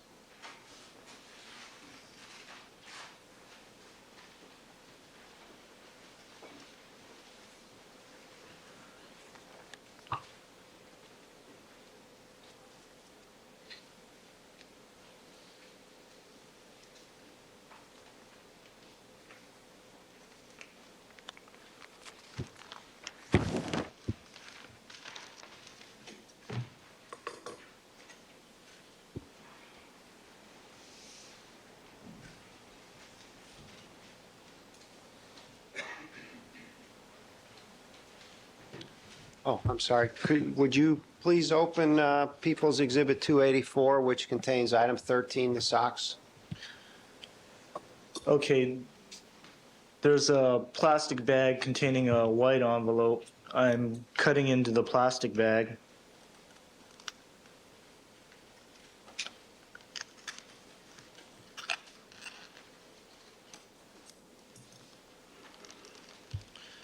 I'm removing the white envelope.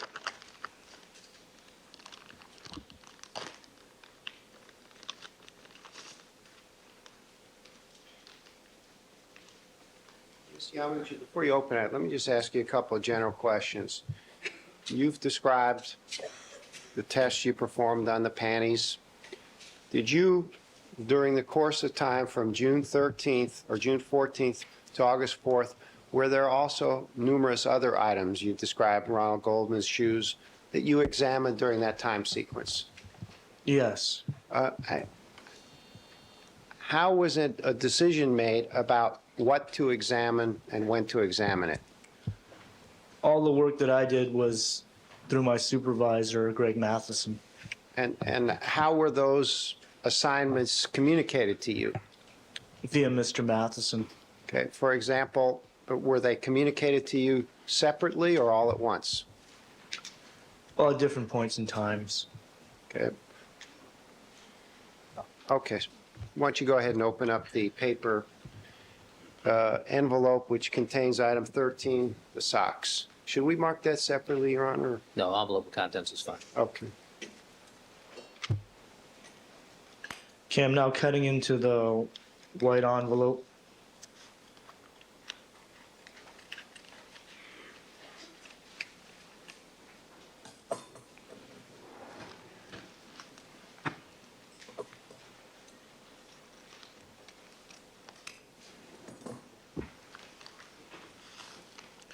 I'm removing a brown paper bag. Do you need some more room? Do you want us to move those? John, why don't you put your notebook up on the ledge here? All right. And let's move that paper over because there's a false in there.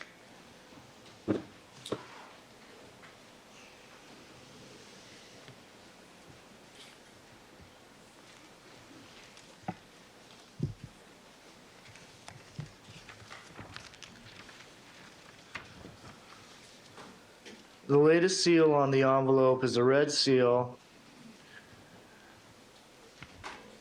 Appears to be Greg Matheson's initials or signature, and a serial number B8927 under division SID. Date appears to be 4/21/95.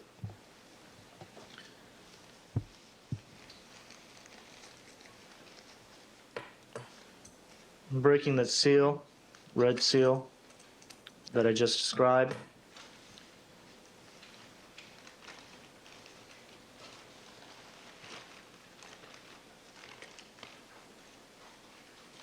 Inside the brown paper bag is a white envelope.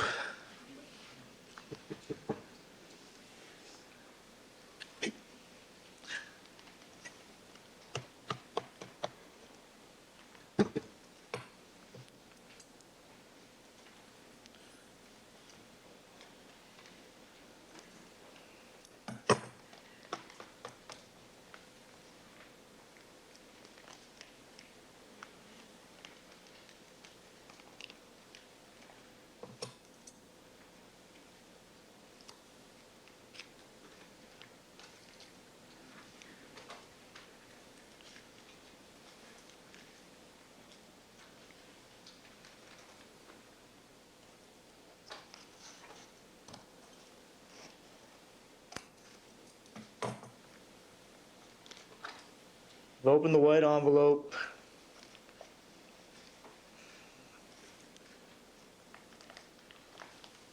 Removing a pair of black socks. Dark navy blue, black. Is it hard to tell whether they're navy blue or black? Objection B. Overruled. Well, for me it is. Okay. Mr. Yamauchi, I'll ask you about your exam in a second. What were you asked to do with regard to item 13, the two navy blue or black socks that you've just opened up in court? Objection is to time. Sustain, rephrase the question. It's vague. When did you receive the assignment from Mr. Matheson to look at these socks?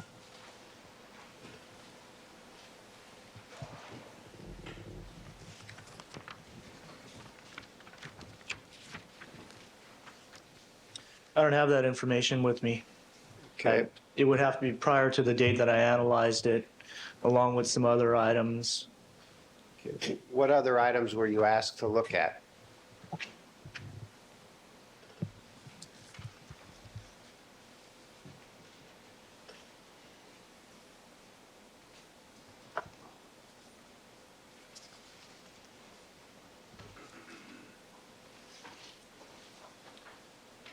You know, at this time, I don't have independent recollection of the grouping of items that were asked of me to be analyzed. Mr. Matheson might have notes as to what date he asked me and when he actually assigned myself and Sue Johnson or Sue Brockbank this task of looking through the items. Okay, well, what other items did you look at?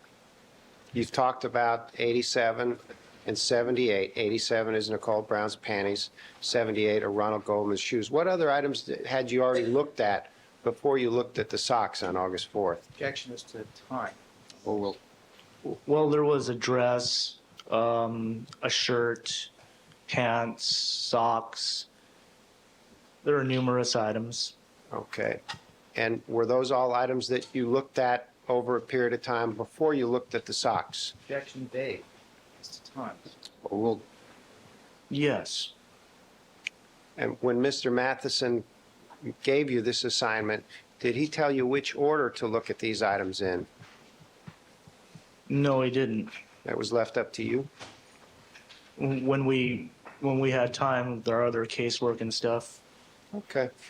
Now, looking at a dark navy blue or black item like that, have you tried to look at an item like that that's so dark to detect the presence of blood in the past? Yes, I have. And what are the general steps that you use when you're trying to look to detect the possibility of blood on an item of that sort? Well, first and foremost, when examining evidence, you want to take a good visual look at it. And that just simply means taking it, holding it up under good light, observing all sides and angles of it, and trying to see if there are any types of discolorations or anything that could possibly be a stain. And that would be the first step. And is that the step you took with respect to the socks, in this case, item 13? Yes. Okay, and when you did hold them up in the way you just described, did you notice anything? There were a couple there.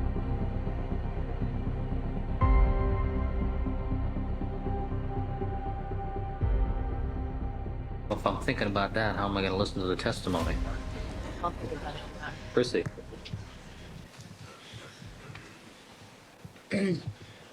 Okay, and can you tell one of those socks from the other by any sort of lettering or numbering as you sit there today?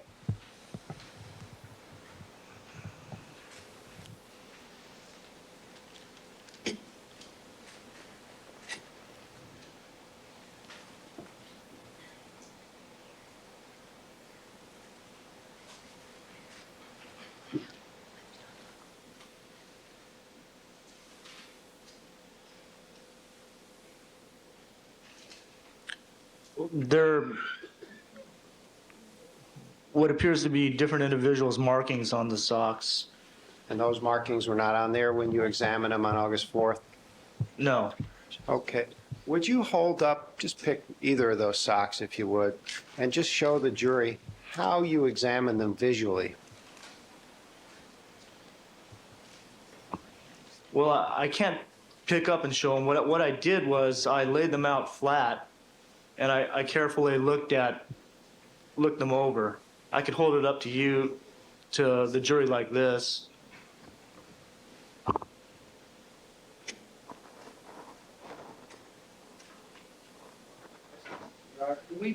Move this down in front of the jury. We'll put the pad of paper up on top of the cart. I'm just wondering the quality of the view for everybody. All right, let's move it down there and let's make sure everybody gets a close look. All right, Mr. Yamauchi, would you, actually, Mr. Harmon, would you come and grab the packaging materials first?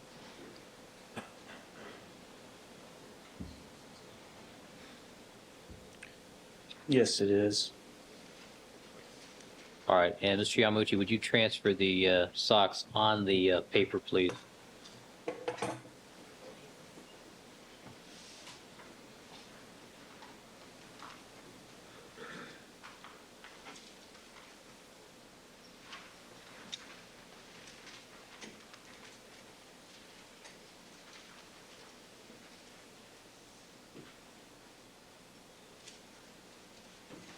All right, Mr. Yamauchi, why don't you remove the envelope from underneath the socks there, so it lies flat.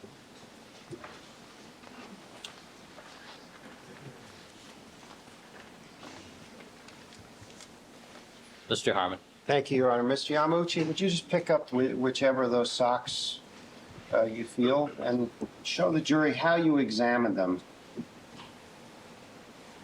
Your Honor, this is all on August 4th, is that? On August the 4th.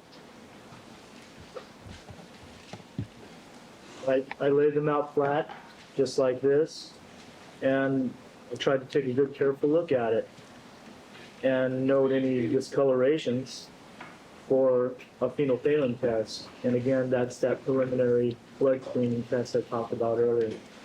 Initially, when you laid them out, did you notice any discolored areas? On one of the socks, there was something towards the toe area that seemed like a discoloration. And on the other sock, I noticed something in the ankle area. What did it look like? It just looked like some light discoloration or difference in color between the rest of the sock. At that point, did it look reddish in any way? I really wouldn't say reddish. It just seemed like a very subtle discoloration. And are those the only two areas on either of those socks that you noticed when you looked at them visually the first time? Well, to tell you the truth, what I did was I noticed those areas, and then I did the phenolphthalein test. They came up positive. I asked my supervisor, I told him I got 2 positive spots on them. Should I do anything else with it? And he said, no, that's it. Close it up, and we'll decide what to do with it. I guess talk about it at administrative levels and stuff. Now, Were those two positive phenolphthalein results on the same sock or different socks? One was on one sock and one was on the other. Did you mark the socks in any way? I may have initialed it, but on something like this, well, actually, I initialed the socks on the inside up here. But I didn't mark the areas that I phenolphthalein tested. Okay, you said up here somewhere. Could you point to it so we can describe for the record what you've pointed to? My initial CY. Excuse me, counsel, can we get you all to move back a little bit? Thank you. Right here, my initials CY. And is there a tag in that sock that has the CY and you just showed the jury? No, it's in a white pen. Okay. It's not real visible. Did you mark the other, and that, may the record reflect that's inside the top of the sock, Your Honor? Yes. May I request that we just designate socks, they have other markings on them. whether Yes, we can we do tell which one of the two A and sides? B or whatever, there are other, Sock that you just referred to with the CY inside the top, does that have a, what is that down there towards the heel? There's some lettering down there? There's a B, and then something that's, I can't interpret. Okay. Let's look to, did you mark the other sock as well?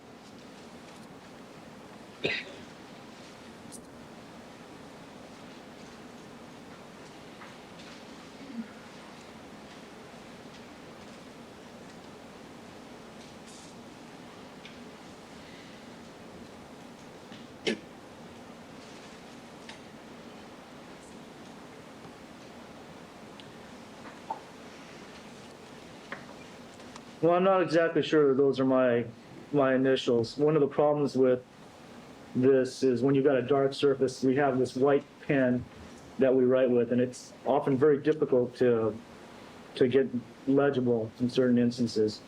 And to explain the CY here, usually I put my serial number after that, but in this case I just marked CY and tried to not to put as much markings or anything on those socks as possible, because I would want to leave all the areas available for further analysis. Excuse me, Your Honor, in terms of what he's just been pointing to in markings, I think that what he pointed to is a B is number 13, not a B. And he was then pointing to initials on both different socks. And what I would request is that we designate one sock A, one sock B, and then for the record, note what he just did. Otherwise, we won't be able to reconstruct this. Mr. Harmon? Your record. One sock has CY in it, the other one has something unintelligible in it. All right, proceed. Did you identify the two areas that you conducted the phenolphthalein tests in any way? Well, in my notes, I have approximations on one to help my recollection later on, so I knew it was from the ankle. And on the other one, I noted somewhere in the toe area. And sock, I'm sorry. But I don't believe I marked the sock up.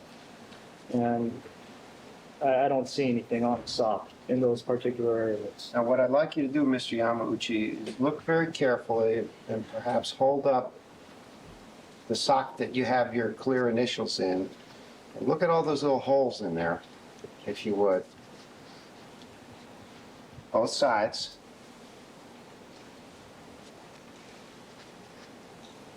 Any juror who needs to stand up, feel free to do so if you want to get a better look. Were those holes in the socks when you examined them on August 4th? No, they were not. When you conducted your examination on August 4th, did you notice any discoloration in any of those areas that have been cut out from that sock?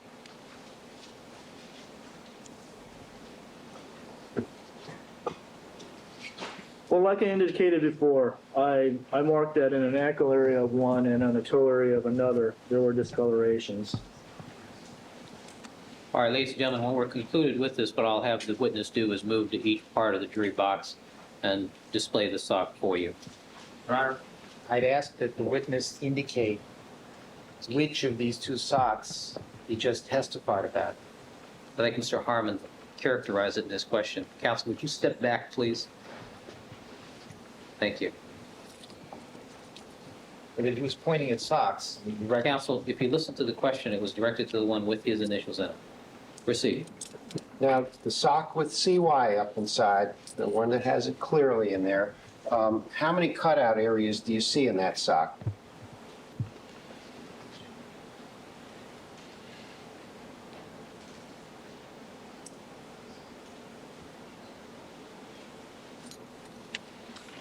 I count 8.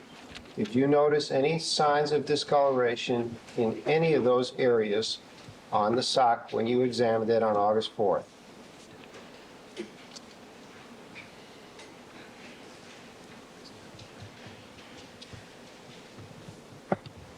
Well, there's one down towards the toe area where there's a slight discoloration of this particular sock. And does that appear to be the sock that you conducted the phenolphthalein testing on in the toe area? Objection leading. Overruled.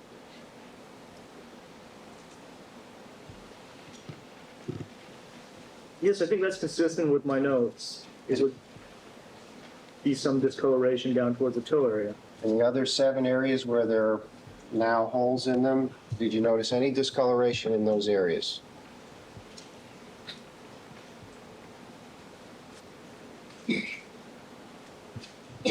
I'm talking about on August 4th. No. Okay, let's move on to the other sock, if you will, the one that does not have the clear GY inside. CY. I'm CY. How many, were those cut areas in that sock on August 4th when you examined it? No, they were not. How many cut areas are there now?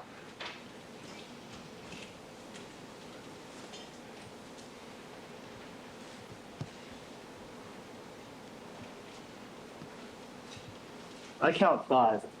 Okay, did you notice any discoloration in any of the areas where the cuttings, or where there are cutout areas on the sock that we're focusing on when you examined it on August 4th?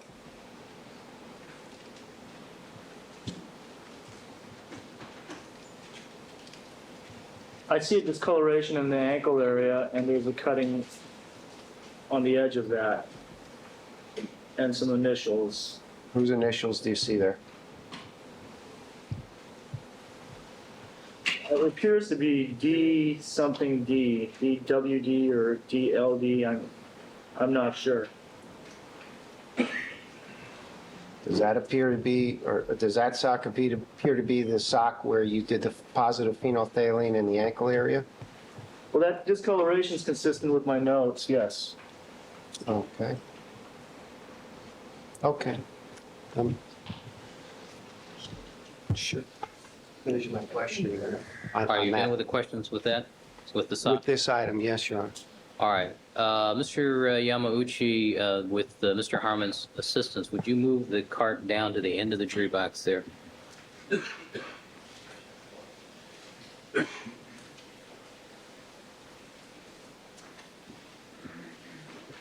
All right, and if you would, just pick up each one of the socks and display it to the jury each side.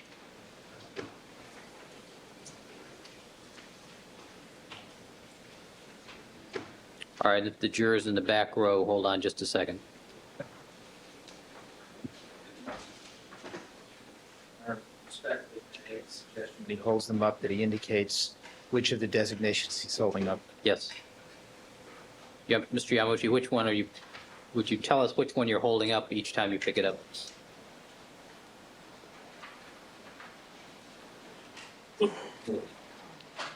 Mr. Yamauchi, would you tell us which sock you're handling, please? This is the one with the initials that aren't very readable or aren't readable. And this is the one that I'm holding up at this time.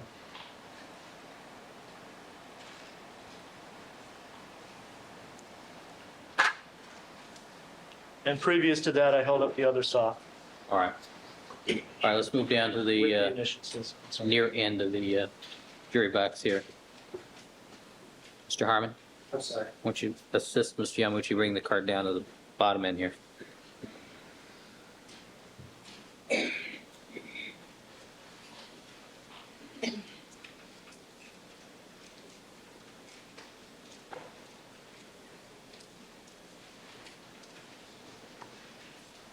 No, go ahead and show this end of the jury box, please.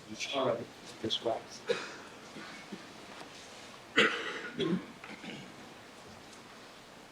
Okay, this has my initials in it. It's one side.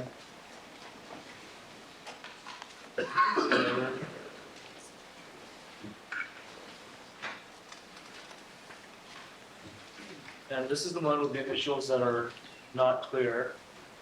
That's one side. And that's the other.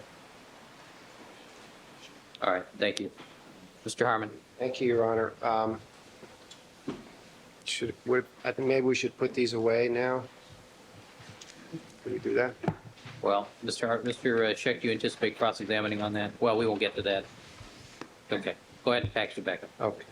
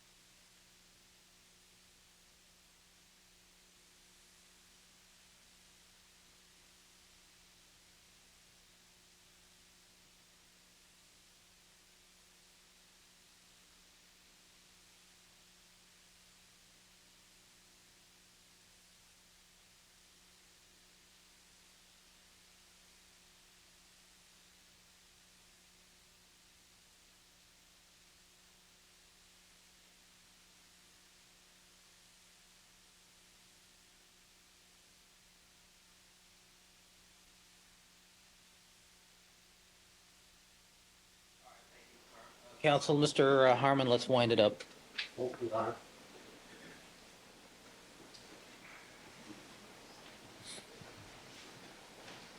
Mr. Yamauchi, I'm going to try to direct you to certain other items that you processed in this case. On August 16th, did you take some cuttings from 79, 81, and 86? Those are respectively Ronald Goldman's jeans, Ronald Goldman's shirt, and Nicole Brown's dress.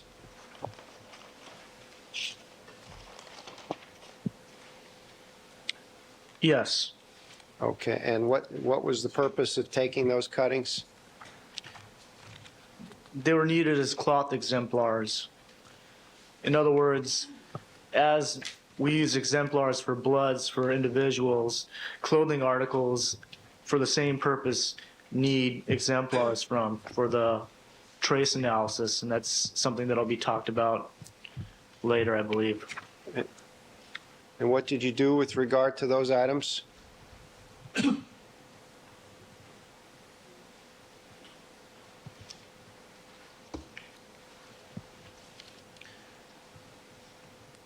They were sent to the FBI. On what date?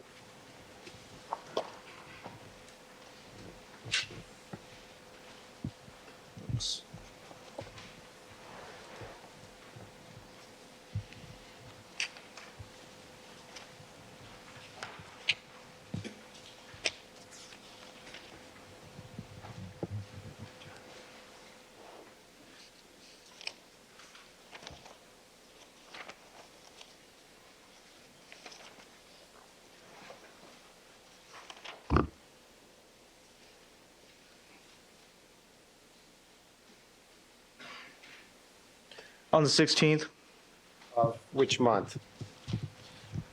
August 16th, 1994. You want to change now to July 29th, 1994. Did you come into possession of LAPD items 115, 116, and 117?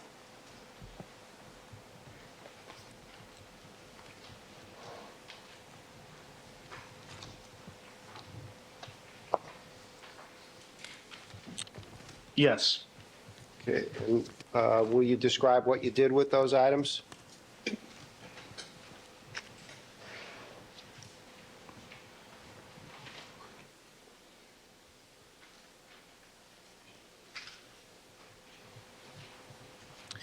They were taken out of the bindle and observed. In other words, I just took my usual description notes where I draw somewhat of a little sketch of the swatches.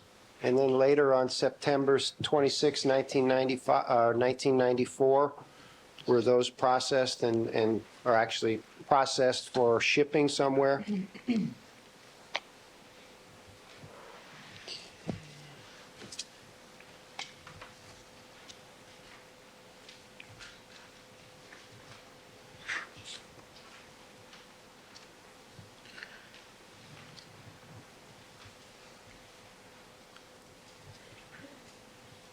Yes, they were sent out on the 26th Sent to where? to the Department of Justice. Okay, and let me ask you about LAPD items 303, 304, and 305. Did you come into possession of those items on September 6, 1994?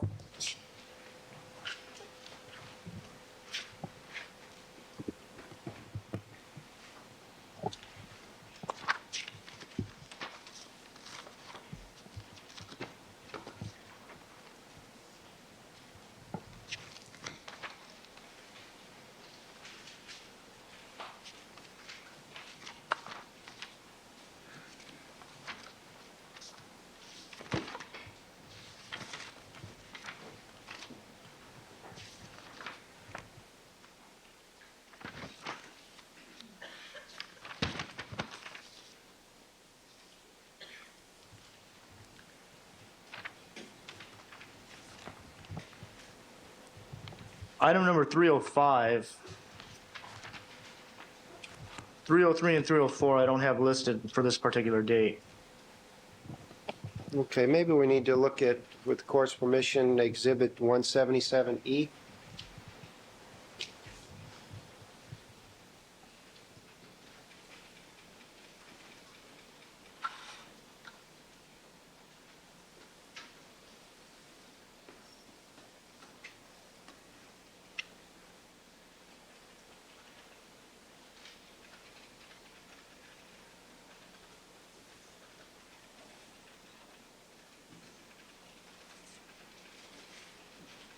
Mr. Yamauchi, why don't you step down and look at 177E, if you will, and while it's up there, start out with 115, 116, and 117.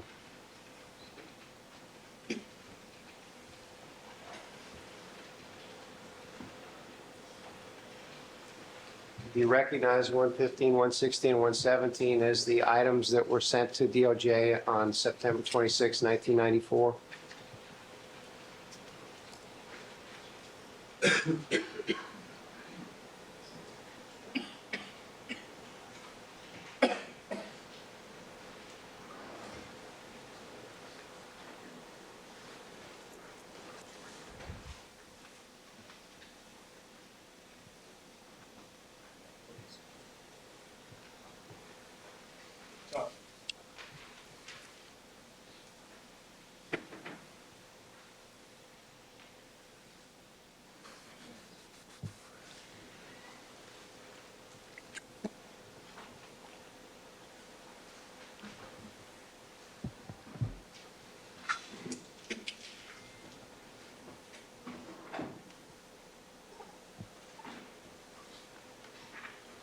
Yes.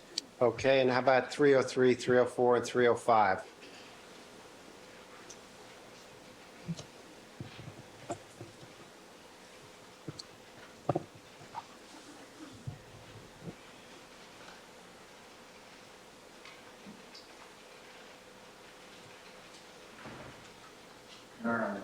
Can't think about 303 and 304 at this point. I'm sorry, Mr. Chairman. Thank you. Oh, You said, should I tell her for the record? She said she couldn't hear me. Sure. I objected to 303 and 304 at this point. proceed. Do you recognize those items?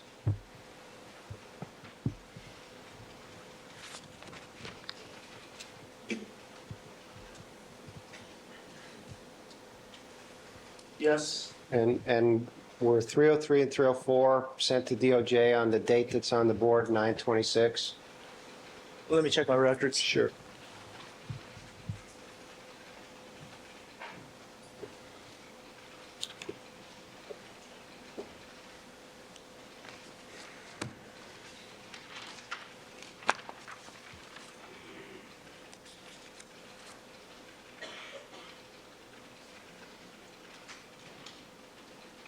Yes, they were. And 305, when was that sent to DOJ? Is the board correct when it says 9/7/94?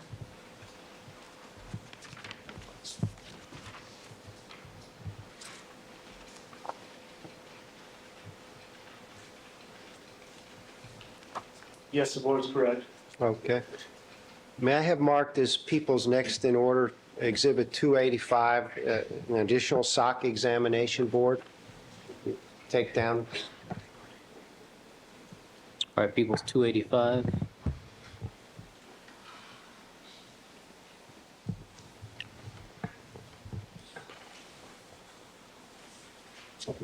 Mr. Yamuchi, while Mr. Fairtlow is getting that board up, were you present in the Los Angeles Police Department SID on February 16th, 1995, when Dr. Henry Lee conducted an examination on the socks that you've just shown to the jury that are marked as Exhibit 284 for identification?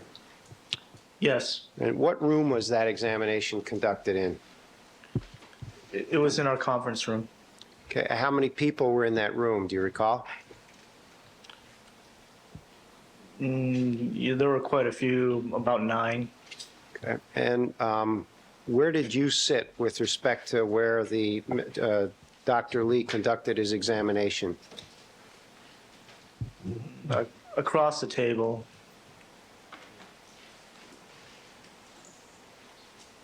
Did you observe closely Dr. Lee's examination of those gloves? Excuse me. Examination of the gloves. I'm sorry, the socks.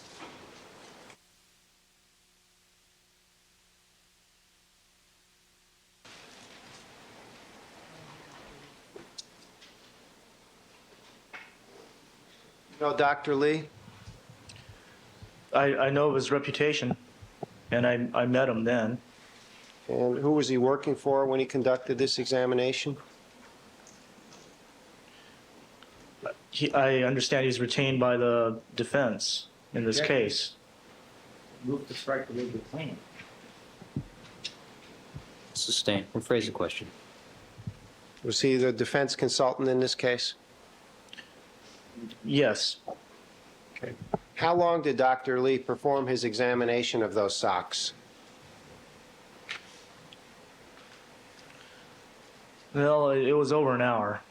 Okay, well, would you step up to the board and use the pointer, if you will, and I'd like you to describe what's depicted in the photographs, starting, the board is entitled Henry Lee's Sock Examination. Would you point to the photo that says puts arm, parentheses, no lab coat, into bag to elbow? Did you see Dr. Lee do that? Yes. Okay, and what is he actually doing in that photograph?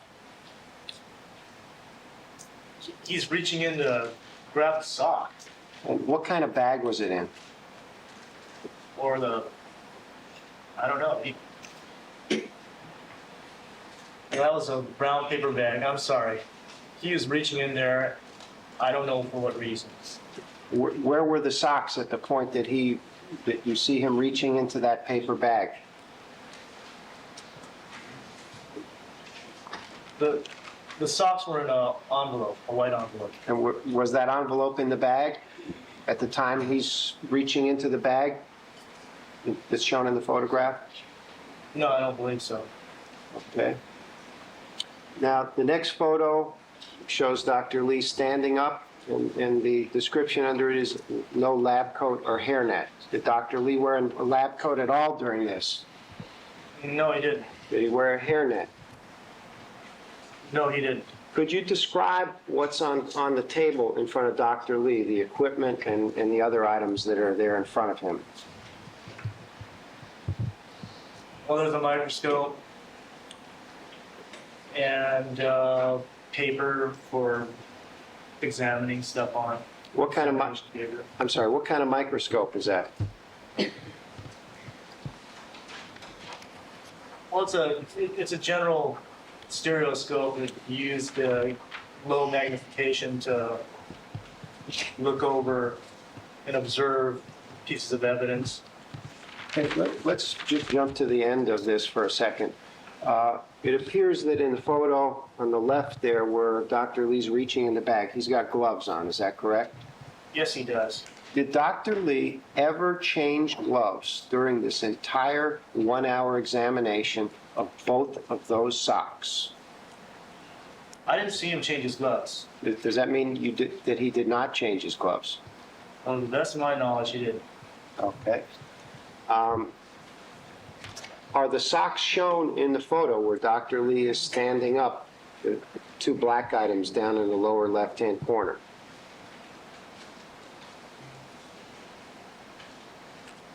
Yes, that's the socks. Okay, if you would, just try not to block the juror's view. The photo at the top right there, what is Dr. Lee doing in that photograph? He has a scale in his hand. It looks like he's measuring something. And when you say he's got a scale in his hand, is that a ruler? Yeah, it's similar to a small ruler. And what is he doing with that scale or ruler? He's measuring something. And is what he's measuring, is he touching the item with the ruler? Well, it's hard to tell from this photo, but I've seen him when he was doing that, touch the ruler to the item, yes. Okay, did you ever see him flame that ruler when he changed to the other sock? No, that's ridiculous. Did you ever see him bleach that ruler? Motion to strike. Term ridiculous. Oh. Did you ever see him bleach that ruler? No, Did you ever see him stratolink that ruler? no. You know what a stratolink is? The UV decontamination process. And what effect would that have on biological material? Render, degrade DNA, break it down. Okay. In the lower left-hand photo, there's actually a photo showing a ruler sitting on top of one of the socks. Did you see that? Yeah. Okay. And then the next photo in the middle shows Dr. Lee examining the other sock. Do you remember him examining both socks? Yes. Okay. And then the final photo shows Dr. Lee turning the socks inside out. Yes, You remember him seeing him do that? yes.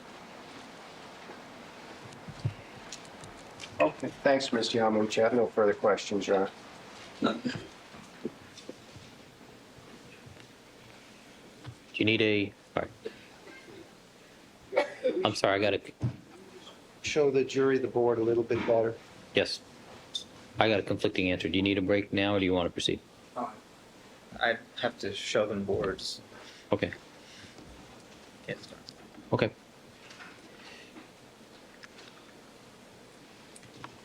Well, I got a nod and then a shake.